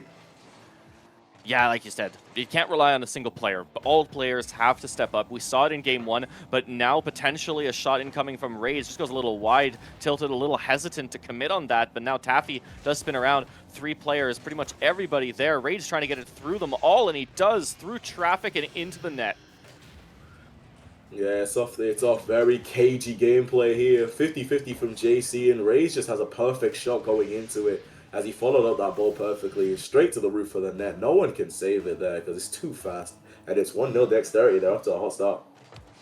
Yeah, Raids opening up the scoreboard again for his team here. Now they're going to have to try to find another, They did throw a 2-goal lead. I wouldn't say throw, considering how much of a performance JC put into that. But now Jibs down to Mason. Mason actually looking for the demos instead, but Jibs maybe not reading it quick enough, didn't follow through, and couldn't find the net. Gave Tilted Waffle the time to get back. Now Raids playing off of his own backboard, looking for a teammate, but Jibs finds that pass to himself. Now Taffy over one. JC challenges. Raids waiting for him on the backboard. Mason center looking for Jibs. Jibs takes the shot over one. It's open net, and he finds it. 1-1 with 4 minutes left of play. That is a beautiful fake. Mason takes it to the side, and Tilted Waffle gets absolutely dusted with this fake, and Jibs has full control on a wide open net. And there's the better plays. It's a brilliant pass, it's a brilliant fake, and it's a brilliant shot. And you have a team goal there, and it's 1-1. Yeah, and a quick answer back this time, and from what we talked about, it was a brilliant passing to fake play. That was what we wanted to see. That's what they needed to see if they want to, not let themselves go too far down, because the pressure from Dexterity in the last 2 games, and this one has been great as a double flick from Taffy. Doesn't find the net, but this time off of a team bump. Maybe, no, it's a little wide from Raids, and Tilted ends up losing it to Mason, who's now going to leave it for JC, who finds it past all 3 defenders, now looking to center in front of the orange net, clear from Tilted, and play continues. Yeah, now it's going to become end-to-end games. Taffy Jones is going to take it, control off the corner. But there's a shot here from JC. It's powerful, but Raids gets the save. Waffle can clear it off to the corner, which is the perfect slot for defense. Raids now going to take that 50 and is going to try flick it over Jibs. But he gets a strong 50, but a good clear. But JC can get the clear. Taffy Jones tried to go for the open look. Masons now takes it to the wall. Now, Ray's going to take control. A 50-50 into the middle. And it's just cagey gameplay right now. Yeah, it's a back and forth. And as we say that, Taffy is forced into a position to save another brilliant shot attempt. But Reset. Now, a reset off the backboard doesn't find the second. And it's a crucial save here coming through from Dexterity. Absolute brilliance, though, on the side of Neat. Yeah, mechanical brilliance and better defending to get rid of those plays. Now, JC, can he get that read? He can't. Tilted Waffle now, he's got a one-on-one chance with Jibs on low boost, but he also has low boost to continue that offense. Taffy Jones into the middle to Tilted Waffle. Gets the 50. Who's on the follow-up? Ray's is going to get onto it, but it's 50 again off to the corner. Masons has control, but he has minimal boost. Jibs now with control. Into the corner once again.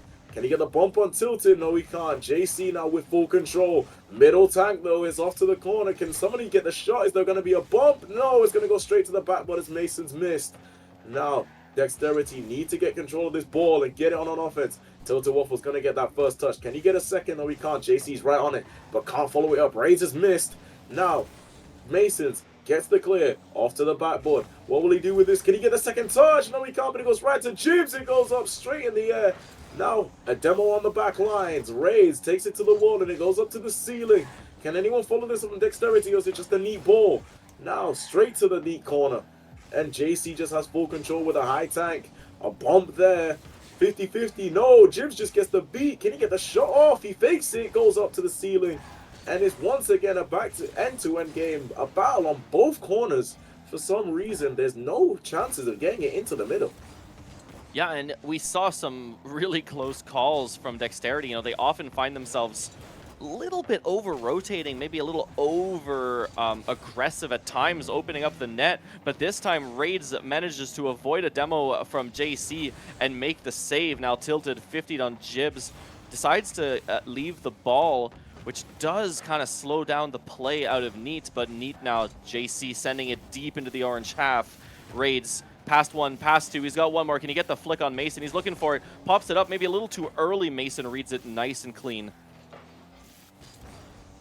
Yeah, it was a good try from Tilted Waffle to try to get the demo on that back line, but he missed as well.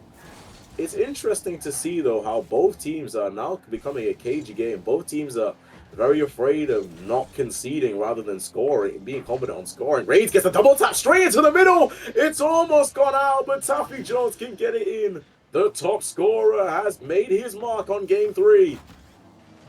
And what a double tap pass from Raids. Does actually get the reset on that, but maybe looking to put it in, but instead sees his teammate coming up from behind, goes, that's all yours, put it in the back of the net, and he does. They now have the lead. This is what they want. 12 seconds left. Can they hold it? Raids, he's up, he's got the reset, looking for the side. He just leaves it fall in, but it doesn't find the net. Just needed the finish. He tried going low, but he needs to finish off resets like that. But it's still now a 0-second chance, and it's going to hit the floor. Dexterity now have one back. It's 2-1 in the series. Yeah, that last goal attempt from Raids. I don't know, sliding on your hood the rest of the way. I feel like I was a little confident the ball was going to go in, and maybe a sense of false confidence from Raids there. But luckily, they were in the lead. They do take this game. They're not out of it. They avoid being put on match point, and we're going to move on to next. Yeah, very important game to win there, because losing, that means it's 3-0, and you have to force that timeout button to be used. But now you've bought some time once again to think about what you're going to do to be able to seal the comeback. And now, because of the lack of mechanical plays, as we see there from Neat, they didn't have as much pressure as the first two games. The first game was a neat masterclass with both teams being able to show their prowess in game one and see how they warmed up, and Neat showed to be the better team. Game two obviously was the JC game and showed his mechanical masterclass, but this time it's just the lack of team players coming in. Apart from that one goal from Jibs, there was nothing from Neat, and it's brilliant play from Dexterity. And once again, being that team working together, and it shows why they were second in their conference, and it shows why both teams were in the upper bracket, as we see. Yeah, definitely, and great performance from both. We saw some of good pressure, some fantastic attempts at goals from Neat, but Dexterity stepped it up, not just on offense and on defense. Now, if they can just patch up the few rotational errors they've been making, but it doesn't matter, because Mason carries it over too and puts it in the back of the net again, less than 10 seconds in. Yeah, clean air dribble, getting it past both Taffy Jones and Ray is the last man. And it's just 1-0, just good mechanical play from Masons, and it's 1-0 Neat. Yeah, now kickoff goes in favor of Mason, but Taffy hangs back, does have control. Quick challenge from JC in the air, cuts that pressure completely. Now Jibs looking for the double, decides to leave it for his teammate who gets beaten by Raids on the clear. Now Raids is up looking for the shot. There's two back. JC decides to cut over Jibs and take the save. Not sure, maybe he didn't know if Jib was going to find that save or not, but now with that commit, there's a new challenge offensively from Dexterity. Raids looking for the centering pass, but Mason collects, leaves it for JC, who's now looking for the pass midfield in front of the orange net, but Taffy gets the clear. Mason gets the race off the corner, but there's a 50 now from Raids. He continues to play off, but Jibs gets one touch. Is it going to be effective? Taffy Jones can get it into the middle, and Mason has it cleared. Rushing back from Dexterity as he's going to get played in that corner once again. Off to the middle, but there's double commit there. And it goes off to that Neat right corner.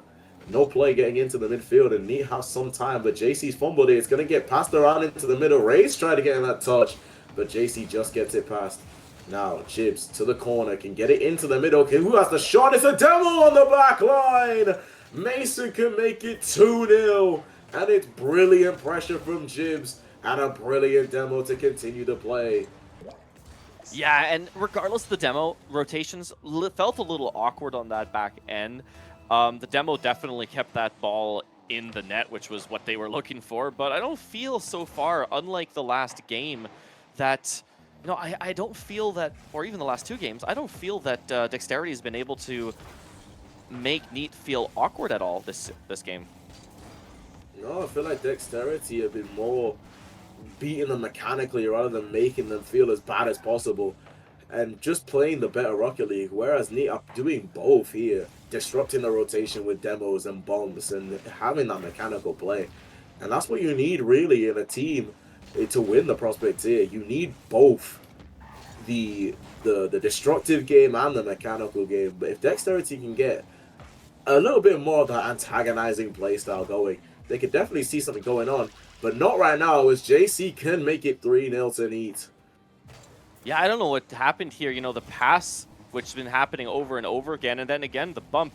The pass inadvertently in front of the net, not finding your own team. One, risky passes in the first place, putting in the middle of the net, but if you do, you got to make sure that you're putting it accurately on the hood of your teammates, or these types of punishments happen. Yeah, JC could just get a free goal there because of that bump on the back line, but now Tilted can get control. Dexterity needs more of the ball in this game 4 right now. Otherwise, it's going to be a detrimental 3-1 deficit. And currently, it is 3-0 to Neat, full control of this game. And Dexterity just need to build some offense, as Raids is going to get the ball, but it's challenged in the midfield. Yeah, now Taffy being pressured in his back end does take it on his back wall, leaves it for Raids, who's going to get it over Jibs' quick challenge. JC looking for the pass, tilted interception. Demo coming through on the side of Neat, clears out that offensive pressure just a little bit, and it might be enough with Mason's shot here. It actually might even go in. Oh, so close as it touches the post. Yeah, there was a demo on that last man. It was a wide open net. They could have just caught them out in rotation there. but Mason's is just off. Jibs now is going to take one touch. It's going to go back to Mason's, off to the corner. Can he go into the middle? Tilted can get one touch to force it back into the safe spot of the dexterity defense. Booming clear. Jibs now has to force a save. It goes up to the backboard. Who's going to get the read? It's Taffy Jones, but it gets dunked by Jibs. Great defensive play coming in from him. Yeah, Jibs doesn't only get the save, he actually recovers from a bump early in the air and still finds the net, the ball. So that was really good. Now a demo coming through from JC actually might have messed him up on what would have been a potential open net shot there. Now ball floating awkwardly in front of the blue crease. Raids is up, goes too high, maybe leaving it for Tilted Waffle, but Tilted Waffle wasn't ready for that comp. Now Taffy is going to restart the dexterity offensive pressure demo from Taffy again, but it's not necessary because Jibs is already taking it back into the orange corner, and play now continuing a little bit awkward here in the side of the field. Now Raids clears it back across his own net. Jibs with the miss, potentially giving Raids a time, but Mason, quick on rotation, shoots it back into the corner. Yeah, no, the dexterity offense is just incomplete right now. There's always something missing before the goal can actually happen. Because obviously every single goal needs a special something. As Jibs can take the shot, but he misses the ball. JC gets the follow-up. Taffy Jones will get it cleared off to the corner and will take the full tank and the pinch. Beats one man. He's a one-on-one. Taffy Jones gets beat out. It's great third-man play as Mason now will take control with the final 10 seconds looming. Taffy Jones takes it up to the ceiling, and Jib's going to take it back. Mason's, can he get the touch? He gets beat out by Raids, but it's going to get forced to the corner. There's no time left, and it will be a 3-1 lead to Neat. And now it's crunch time for Dexterity. They need to win the next 3 to stay in the upper bracket. Yeah, and absolute brilliant game. Timeout. You know, there comes the timeout. We kind of expected it at this point. You know, there are unmatched points, so we're going to go on timeout now, called by Dexterity. We'll see what they're going to discuss here to, you know, it's not that it's impossible. They had some great games. Even this one, they had some moments where it really felt like the opportunity was there. They just couldn't close it out on any of their shot attempts. Yeah, no, they definitely had some offensive pressure being built up, but they just couldn't finish their chances. That's all it is really with it's the finishing. And also, once again, like we were saying in the beginning of this game, it's that destructive play style that they need to add to their game. Because they do have that mechanical prowess. We saw Raids in that game 3 with the double touches, and we see mechanical play, but we just need something to disrupt that rotation. Because if you don't disrupt that neat rotation, they're just gonna keep on saving the ball. And that's the one thing that you don't want if you're gonna try to score goals. Yeah, having a defender in the middle of the net ready for your shots, it's a bit it's a bit of a deterrent to going up on the scoreboard. But you know, looking at the way you were talking about, maybe they need to get a little more aggressive, add some of those demos in to try to break up rotation. We saw them go for a few, right? We saw Rays playing a little bit aggressively in Neat's half of the field, but I feel like there was almost just a little thing still missing from those plays to really commit it, and I feel like it's the commitment of the second or third being a little tighter on that rotation, or finding a bit of more of a balance where they can prevent the quick retaliatory plays from Neat while having somebody up there and ready to take the follow-up shot. Yeah, I think with that second man not really getting as involved with the play, not as normally should have, because there wasn't the lack of unity between how goals really happen in the prospect tier, because it's a unification of both mechanical brilliance and that destructive play really that they need. Because with dexterity, one of them would happen, but the other one just wouldn't. Whether they'd get the bump, they'd get the demo, just stop the rotation, but nobody would have the shot, or they'd have the shot, but the defenders are already there to block it, and there's no destructive play on that rotation. They need a way to get both of them involved, and the first man needs to really get involved in that destructive play, which is there is a lack of for Dexterity, and the second man really needs to control that ball, and they can actually get it into the net so they can score goals. Yeah, and then meanwhile on Neat's side, I don't really know if there's anything they really need to change other than not really. You know, I think the only game where they really felt like they were lacking was because they had one player really JC coming out on top of everyone else, and there was no other performances really for them. But the rest of the series, they've been playing pretty good Rocket League. I'd say that's a good word for it. But we're going to go straight now into this game. It is 3-1 for Neat. One more game to move on to the next stage of the uppers. But Dexterity is going to have something to say about this if they have a chance. Yeah, they must make a statement. You do not want to go into Sunday in the lower bracket for the prospect tier, because that lower bracket is a slog going into it on Saturday at the beginning. Obviously, winning this series is utmost vital. You go against one of the #1 seeds who've already bought their buy into Saturday, and you go in with confidence and momentum. And now as we go into game number 5, it's match point for Neat, and Dexterity can build some offense at the beginning. Yeah, and there is some pressure here coming through, but no shots yet. Nobody quite able to find a position. Tilted Waffle trying to do some trickery there near the blue goal, but doesn't quite make anything of it. It does slow down the play. Actually, it's the orange goal, my bad, trying to get it out of his corner. Mason now trying to play it center, but they're going to actually give everybody here on Dexterity a bit of time here to reset. Now, Raids over 1. I believe someone is kind of cherry picking in the net there, but no, Jibs is going to have the time, but 50 from Waffle sends it back over the blue net, but a beautiful passing clear, potentially opening up the goal. Raids, crucially, gets it back to the blue side. Yeah, no cagey game at the beginning. Taffy Jones has a shot. It's saved by Masons. Can the follow-up happen? It goes up in the air, but JC's going to have that clear, and it's going to wait for Raids. Jibs misses the ball. Rays now will take the shot, and Masons will get the save. Neat defense early is very much needed, as Dexterity really should be 1-0 up here. Yeah, 100%. And, we were talking about the way they're the speed at which they're following through, and it felt like an opportunity that if that third man had committed there seemed to be so much time for the shot, but maybe a little bit of nerves coming through, being down in the series this much, they might not be 100% willing to commit that aggressively quite yet. Yeah, I think it's more franticness, because they do realize that they only have 1 life left. They have nothing else to have advantage of. They really do need to win this game immediately, and they're too nervous to actually take the game by themselves, and they're really preventing the loss rather than taking the win in this game. That's why I don't think the second man or the third man is committing as aggressively.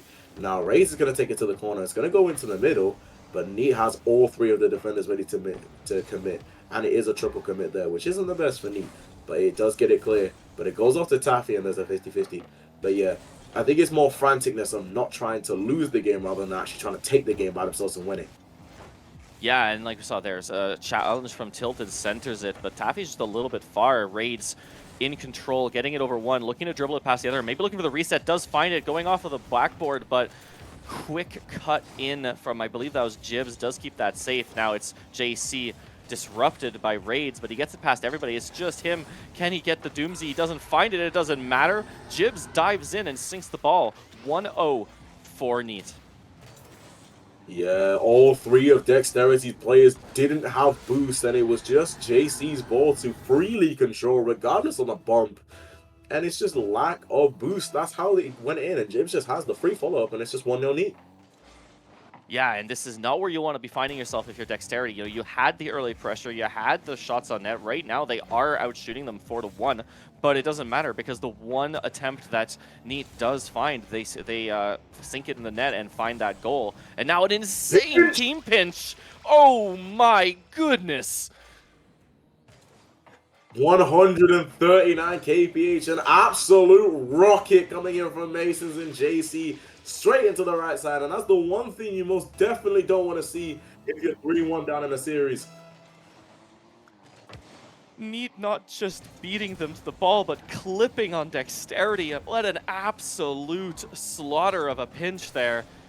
Now Raids they're looking for something for DXT, but Mason is just causing chaos near the orange net, and it's still awkward. Tilted Waffle having to defend a potential shot by JC, but does finally make the clear. But Jibs is cherry picking back in the orange side, but doesn't make contact. Now Taffy, demo coming through, doesn't, oh maybe actually passes it to Waffle, who sinks it in, and that's a beautiful response from Dexterity. Yeah, the perfect response, especially when you see something like that with mechanical brilliance. Tilted Waffle gets that brilliant angle to place it right into the left, as Masons was trying to go for the squishy save, and it's unsuccessful. And it's 2-1 to Neat now. Dexterity cut the lead in half. Yeah, and brilliant play here. Now they're going to be trying to repeat it one more time. There is up a double dive here, but it doesn't matter. Raids does find good contact, so they don't have to get punished there for Tilted's dive behind him. And they immediately tie it up with exactly a minute left of play. Yeah, it's exactly what you see, what you want to see when you're looking for a comeback. It's quick goals there from the kickoff. Taffy Jones gets the great clear, and it goes right to Rays, their top scorer here. And it's 2-2 here. It's all tied up now. And it's going to be one cagey game because Dexterity need this lead absolutely going into this game 5. Taffy Jones now, can he take the shot? But it's unsuccessful. JC has it cleared. Will there be a follow-up? Taffy Jones gets it in off the angle with low boost, and Dexterity take the lead.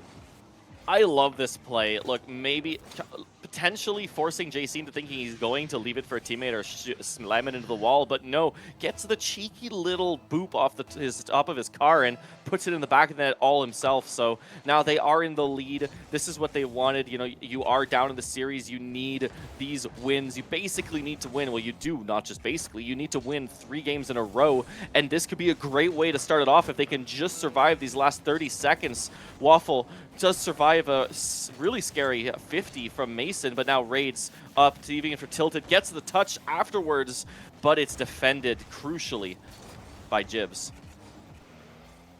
Yeah, it's exactly what you need to see from your top scorer. Solo plays like that to take the lead going into this game number 6 if needed. As JC whips it, Taffy Jones can take the shot, and that's the game for Dexterity. We're going to go to game number 6. And what a great response from Dexterity. You know, they did have the pressure going on early, and Neat did find that first goal, and then still probably what might be the best goal of the series, no matter who wins this with that pinch. But now we're gonna DXT they had the shots. They were out shooting them in every way possible, and eventually they gotta find the net, and they did. And now they're still in this. We're now 3-2 in the series. Yeah, it's a beautiful way to build up that advantage going into game number 60. Now you have momentum. You need to really confirm that you have the momentum to force a game number 7, because this is absolutely vital here. You do not want to go to that lower bracket once again. And it's brilliant play from Taffy Jones there to take the game by his hands and take the lead going into that with 30 seconds left, with both goals there, as he takes the game by the mantle, the top scorer for Dexterity, and shows why he was such in league play. Neat there, had some good offers going in that beginning, but they couldn't stop Dexterity's pressure, as they definitely had the pressure. 9 shots to 3, with only 1 save required from Dexterity, which is a complete flip coming in from those earlier 5 games. Yeah, and it wasn't for a lack of, play from Neat either. They were playing great. They didn't really change anything. We were saying earlier that, they shouldn't, maybe, I was saying at least, they might not need to change anything, but it kind of looks like they do have to change something, because at the moment, Dexterity came off of that quick little break, and, timeout buff, absolutely fantastic. It looks like Raids has crashed the lobby, so they're resetting that super quick. Won't be long at all as we get into another crucial game here from Dexterity. They need to win this one. Let's see if they can do it as we move on to the first kickoff. Yeah, can they force a game number 7?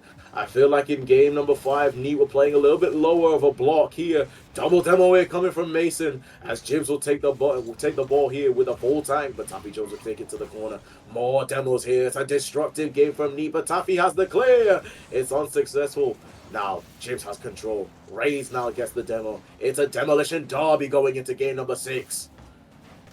Yeah, already 4 demos on the board, 2 for Neat, 1 for Dexterity, and the aggression continues. Now Taffy takes advantage of what was a bit of a own team bump there on the side of Neat. Tilted getting faked up, but does recover. Shot goes a little bit wide, and they're safe for now, but now it's JC looking to pass it to himself, but a double commit from Jibs and JC gives Raze a potential passing opportunity, but does shoot it straight into Mason's hood. The long shot, maybe not the best option going into that one. Yeah, no, a highly aggressive game going into this. Now, Neat really want to close this series off. Getting those bombs, getting that destructive gameplay. Can he get the shot off? Oh, no! Taffy Jones taps it in. JC will take the credit, but it's an absolute nightmare. You don't want to see that again if you're on the side of Dexterity. No, just absolute unfortunate circumstances there for Taffy. I think he thought that Raids was going to get that pinching save, but it didn't come through and lands back on his hood, and yeah, they find themselves down by 1. They are still playing absolutely fantastic, though. You can't let that get to your mentality now, as Taffy does get it past 2, but Jibs is just going to collect it on the wall and start that offense. It's going to drop straight onto Raids' hood. Raids is up. He's got Mason and JC on the back wall. Looks to pinch it down off of JC, but JC does get the upper hand on this. Yeah, no, it's an absolutely vital. You need to recover from that mistake because there's no time to waste. You need to win this game to force a game 7. Taffy Jones now will take it to that left corner. Can he drop it down into the middle? He does, but there's no one there for him. The third man's not willing to commit. Jibs now is going to have full control on a full tank. Gets past 1, gets into the middle! Another own goal here. It's disastrous mistakes from Dexterity. I believe it's Raids this time who makes the mistake. Jibs will get the credit, but that's just shocking. Yeah, and it's not what you want to see in this case, Just there's 3 players on your team, and now and 2 own goals, 1 from each. They're scoring goals just on the wrong color. Yeah, no, it's looking like it's close to being a team hat-trick of own goals, which is what you most definitely don't want. You want it to be on the other end, but now they do need to come back from this 2-0 deficit. It's not here half-time yet, so it's most definitely possible as it goes up in the air. Masons is the only one that has to have control, but Chips gets it to the clear. Now, Ray's is going to have control here with a full tank. Can he create something here? He's been the mechanical mastermind of this game. He gets the pinch, but Mason's just going to have a free ball. Yeah, and just something's got to happen right now for Dexterity. Their mentality, luckily, is not looking too bad here as a double pinch almost finds the net, but just all 3 players, Raids had no chance of putting that in the net. But now, just off, Gibbs gets dunked on by Tilted Waffle, and here's that momentum swing. Here's what Dexterity was looking for. This might be what they need to get back into the game. Yeah, no, great pressure when Tilted Waffle gets his goal. We have a team hat-trick for Dexterity, but unfortunately, it's not in the correct way as Neat do still have a 2-1 lead. And now it goes off to the left, and it goes advantage Dexterity, but Neat will just have the ball. Tilted Waffle now will get the 50, but Masons has the shot, and it will go right to Chaffee Jones in the corner. But yeah, the lead's cut in half now for Dexterity. Can they make this comeback and force a game 7? Yeah, they definitely want to, and I do think it's possible here. They've already got that 1 goal to drop that differential, but now they have to stop Mason from doing whatever he was trying to do there. Raids does successfully make that happen. Pass to Taffy Jones. Jones takes the shot, but doesn't find it because Jibs is in the net. Jibs gets the demo on Waffle with that challenge. JC past 1, looking off the backboard, looking for the double, doesn't find it, fakes it down for Mason, and Mason shoots just slightly wide. Yeah, no, Neat now are trying to get some mechanics going here. Masons with the air dribble. JC attempted double tap, but there's a pinch going up for Masons. It's a very volatile ball. Raids can drop it down, but Masons will get the clear off to the side. Now, Tilted Waffle, can he get the touch? He can't. And now Raids is going to take control. He takes it up the wall. He has a full tank. He's been the threat here mechanically. Taffy Jones will take the shot. It's off. JC now should have control, but Tilted Waffle gets the clear. Pressure building up from Dexterity here. Tilted Waffle's going to stay in the corner because he doesn't have boost to control this. Taffy Jones now is going to drop this back right here, and he's going to get the 50. Now, Taffy Jones gets control here with a full boost. And now he goes off to the corner with Masons will take that with him, and the control is going off to Knee in that back line. Masons now will try and get the air jump. Well, it's perfect control here. Where it just goes off to the side, well, right to Tilted, and Jibs can get control. Time is being shedded off. Dexterity need a goal to keep the upper bracket hopes alive. Can they do it? Yeah, with 23 seconds left, luckily Raids does get that clear, preventing that shot. Demo, though, comes through, breaking up the offensive attack there. Raids pinch, goes into the blue half. 13 seconds left. Can they make something happen here as Jibs gets the clear? Demo comes through from Raids, but nothing happens. Raids is up. Tilted Waffle hanging on the backboard. Follow through from Taffy Jones, and with 3 seconds left, he ties the game. Unbelievable scenes in the upper bracket. Raids gets the shot. It's a double commit from Neat. They can't get it out, and the top scorer, Taffy Jones, does it when he needs it most. He gets the own goal in the beginning and gets the final goal to tie the game up. It's 2-2. Is that going in? No! We're going to overtime. What a comeback from Dexterity with that 3-second goal. Now it's overtime. It's an absolute do or die here from Dexterity as Rage tries to make something happen, keeps causing chaos, gets the pinch, but no follow-up from anyone on his team. Taffy hanging back, now looks for the shot. Mason with the clear. JC decides to leave it. Now Raids maybe to Taffy. Taffy does push it through every defensive player here, but now JC is past what looked like all three players, but a crucial cut-in rotation from Raids, and even a shot attempt, but it goes a little bit wide. Catch up. Taffy Jones with a shot! It goes in! Dexterity make the comeback, and we're going to Game 7. Game 7. That is what we all wanted to see. That's what I had in my predictions here. So now I just gotta hope that, Dexterity can close this out. But we all love to see it. Fantastic performance here from Dexterity. Taffy Jones, 2 goals. Look at the shots again. That's the thing they've been doing over Neat. Even despite Neat's kind of seeming to be the dominant team in the early halves of these games, is they're just getting outshot by Dexterity. And it's resulting in wins at the end of the day. Yeah, when a timeout is being called by Need, they most definitely needed to call it here. They've just lost twice in a row, and they've dropped it going into a Game 7 after being up 2-0. But other than that, there wasn't really anything coming from Neat. It was just chances, but no finishing touches. Neat didn't actually score a goal in this game. It was all Dexterity's goals. And Dexterity have taken the lead, and we're going to a Game 7 here. All to play for in this Saturday, for this Sunday. And we'll see who will progress in that upper bracket, as Neat do take an extra minute for a break. Yeah, it's a break I feel like they probably feel like they need right now, They had the pressure, excuse me, they had the pressure. They were doing fantastically throughout the beginning of that match, but just something happened and they couldn't they couldn't convert into a win, and Dexterity was able to build that comeback and get that overtime goal. Yeah, they weren't able to get that. They weren't able to finish their chances at all that full game. And what I believe is it's just the lack of connection with their plays. And we'll see what happens here in this final game. All right, we are just resetting the lobby here. The classic a disconnect screen from Rocket League. We will be back in this in just a moment as I scramble to put this back together here. But yeah, no, I think it's a Dexterity masterclass here to build the lead that they had. They dropped the lead at first to 2-0 by 2 disastrous own goals, but the fact they were able to recover that mentality going into the game, and they still had a bunch of time going into it in that Game 6, and the fact that they were able to make that comeback is quite impressive there, as they were able to show character and show belief as they force now this final game at Champions Field, and it's all to play for. Yeah, it's exciting here, and what a last game of of this Thursday, and it's still sunny here for me in Canada, so it makes it all the better. You know, the sun is shining, Rocket League is good.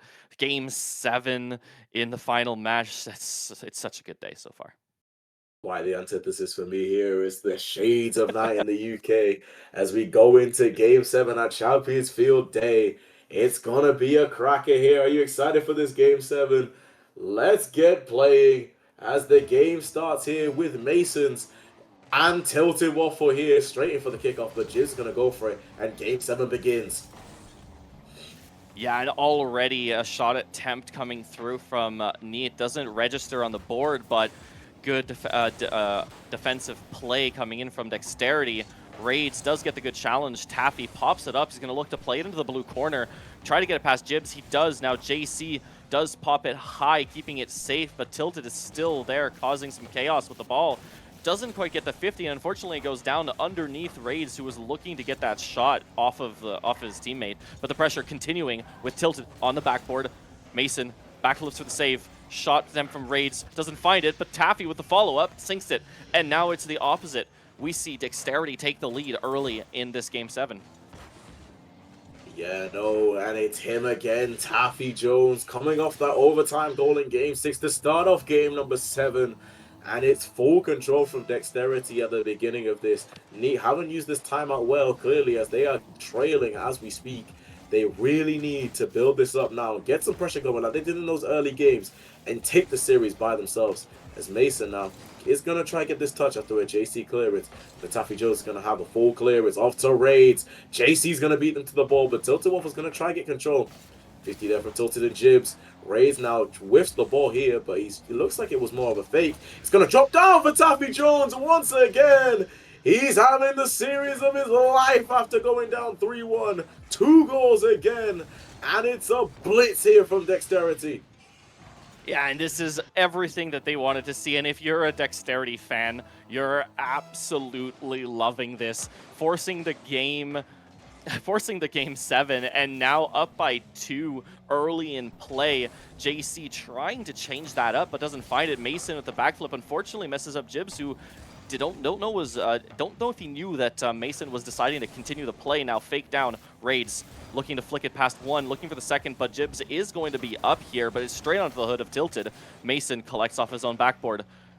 JC tries to challenge, but Taffy gets it past. Pinch from Jibs, and Taffy sends it back to midfield. Yeah, it's right now it's all Dexterity here going into this Game 7. Need to build something to get some control of this game, otherwise we will not be seeing them on stream this Sunday, as they will be fighting in the lower bracket. And now Ray's are going to get that cleared, and it's just lackluster pressure coming in from Neat, which is quite surprising coming in from this full game. Now, Masons is going to try and get it into the midfield, but it's just lackluster. Ray's is going to take control of this ball, and now it's a double commit coming in from Neat. These double commits really need to stop, and it's more panic now in the communications. They still need to build up 2 goals. Tilted now whiffs the ball. It's a shot here from Tilted. Rays now is going to pop it high. He's going to get full control. He's going to take it up to the ceiling. Can he get it off the double tap? Taffy Jones is going to take the shot, but it's off. Follow up here from Tilted. It's off. Jibs now is going to get control. Now drops it down low. Bumps here coming in from Taffy Jones to get rid of Jibs. Now JC's going to have the ball third, man. He really does need to be careful because Raids is pre-jumping this. He whiffs the ball off the pre-jump. Taffy Jones is trying the shot, but it's off. JC now. He's going to get full control here. And he gets the reset, drops off to Mason, but it's up to the ceiling. Taffy Jones now is going to try and go for it. It's beaten by Jibs. It's in the middle, but nothing's going to happen because there's no Dexterity players here to try and play for the ball. Now, off to the blue side's back lines. Rays now is going to get one touch, and JC's going to get it cleared to the corner. It's all Dexterity pressure here in this Game 7. Tilted Waffle's going to try the shot, but it's off. Bump here from Masons to get rid of Taffy Jones, which was vital. And now, really need to build some pressure here instead of defending in that back line for so long. But it's looking like it's not going to happen. Yeah, and it's been an incredible attempt so far, but, you know, just over a minute and a half in regulation, and they're still trailing by 1. Dexterity just has it figured out at the moment. Their passing plays have been brilliant. Their shooting has been perfection. And now Mason trying to send it back the other direction. A little bit of a psycho attempt. Now Jibs trying to play it, but loses control. Taffy Jones, the star player for Dexterity at the moment, looks for the Musty, actually finds contact with Raids. It's floating just over the blue crease, and Jibs is able to get it out. Yeah, brilliant play from Taffy Jones there. You're seeing why he was #1 in those stat sheets. There's a shot there coming in, but it's a great save. Now tilted off to the backboard. He pops it high. Razor JC's going to fight for this ball. JC's going to win it, but Razor gets a second touch. Now 50 now. Going off to the right side. Tilted Waffle's going to have a free control, but Masons is pressuring it. Gets the bump. Gets the ball, and it's going to go off to the middle, but Taffy Jones going to have it clear. Off to Raze now. It was a good shot attempt, but JC has it cleared. Now battling in that corner. It's a clear off from Neat. And now Ray's going to get control. Final 30 seconds left of this game 7. Ray's is going to get it clear. Open net, but no one's going for it. Now, Tilted Waffle's going to try and get a touch. It's whiffed. Jibs now is going to clear it, but that's not going in. And now it's just going to be Dexterity ball. But now Ray's is going to be in panic because there's pressure coming in from him. Jibs now is going to try and get in control. Tilted's going to take the clear. Final 10 seconds. Needs to get a goal, otherwise it's game over. Taffy's going to get it off to the backboard. JC's going to try and get the open net, but Tilted clears. Time runs out. JC's left the game. Dexterity made the 3-1 comeback and has won in game 7. What a performance from Dexterity. You know, if like I said, we were talking about the first game, right? If you're looking at that, you're like, no, Dexterity's out. Neat's got an easy sweep on this. But no, Dexterity comes back. Absolutely incredible performance. Taffy Jones stepping up. Raid's the first one to really step up early on in this series and get those goals in. But then Taffy, you know, just absolute stellar performance all across, and Tilted. Everybody on DXT's side really finding their place, finding their roles correctly, and playing them to perfection. Yeah, no, it's perfect gameplay from Dexterity as soon as they go down 3-1. And it's brilliant Rocket League there. And it's just the correct way to come back in a series like that. Yeah, and you know, it's how it works. Yeah, and like when we're talking MVPs here, you know, early on, we would have been like 100% on JC's side. And, you know, his performance was still absolutely incredible if with the win. But then Raids really putting on the performance. But I feel like, you know, we have to look at Taffy and his absolute performance that he came in clutch, really leading the scoreboard for DXT and turning their game around. So let's have a quick look at a quick reveal on who we got for our MVP. And it goes to Taffy Jones. Yeah, no, completely deserved MVP. He really switched on that clock as we saw in those final 3 games. And it was just perfect Rocket League coming in from him after that. 2 goals in all 3 of those games, game 5, 6, and 7. And it was just brilliant play. Even the creation, the chances that he was trying to create with that Musty as well, it just showed he took that series and just made the comeback perfectly happen for Dexterity. He's going to be a big threat going into Sunday. Yeah, that was absolutely incredible. You know, I hope that everybody here really enjoyed that. And I hope that everyone really enjoyed watching my 4-3 prediction come true here. So I'm quite happy with that one. Nice to get them right sometimes. Yeah, great prediction from you there. I was very close there with that overtime here in game 6. But Taffy Jones, obviously the MVP, had to showcase that. I'm always wrong when it comes to predictions. And it's just a brilliant series there from both sides. And it's a great watch to be as a neutral sport. Yeah, but I do believe that is going to wrap this fantastic Thursday of rsc-eu Rocket League. You know, we do have thanks sponsors, Badass Studios, SpartanWare as well. And don't forget trophi.ai. And if you're buying something in the store, you know, I think there are a couple nice things looking in there right now in the Rocket League store. Don't forget to use code rsc-eu. Every purchase helps a little bit of a kickback back to RSC and back to be able to keep doing these streams and this fantastic production. Also, thank you to Abdul in the background, keeping things running smooth. And I was Zach Swanenberg, and joined with me. Yeah, no,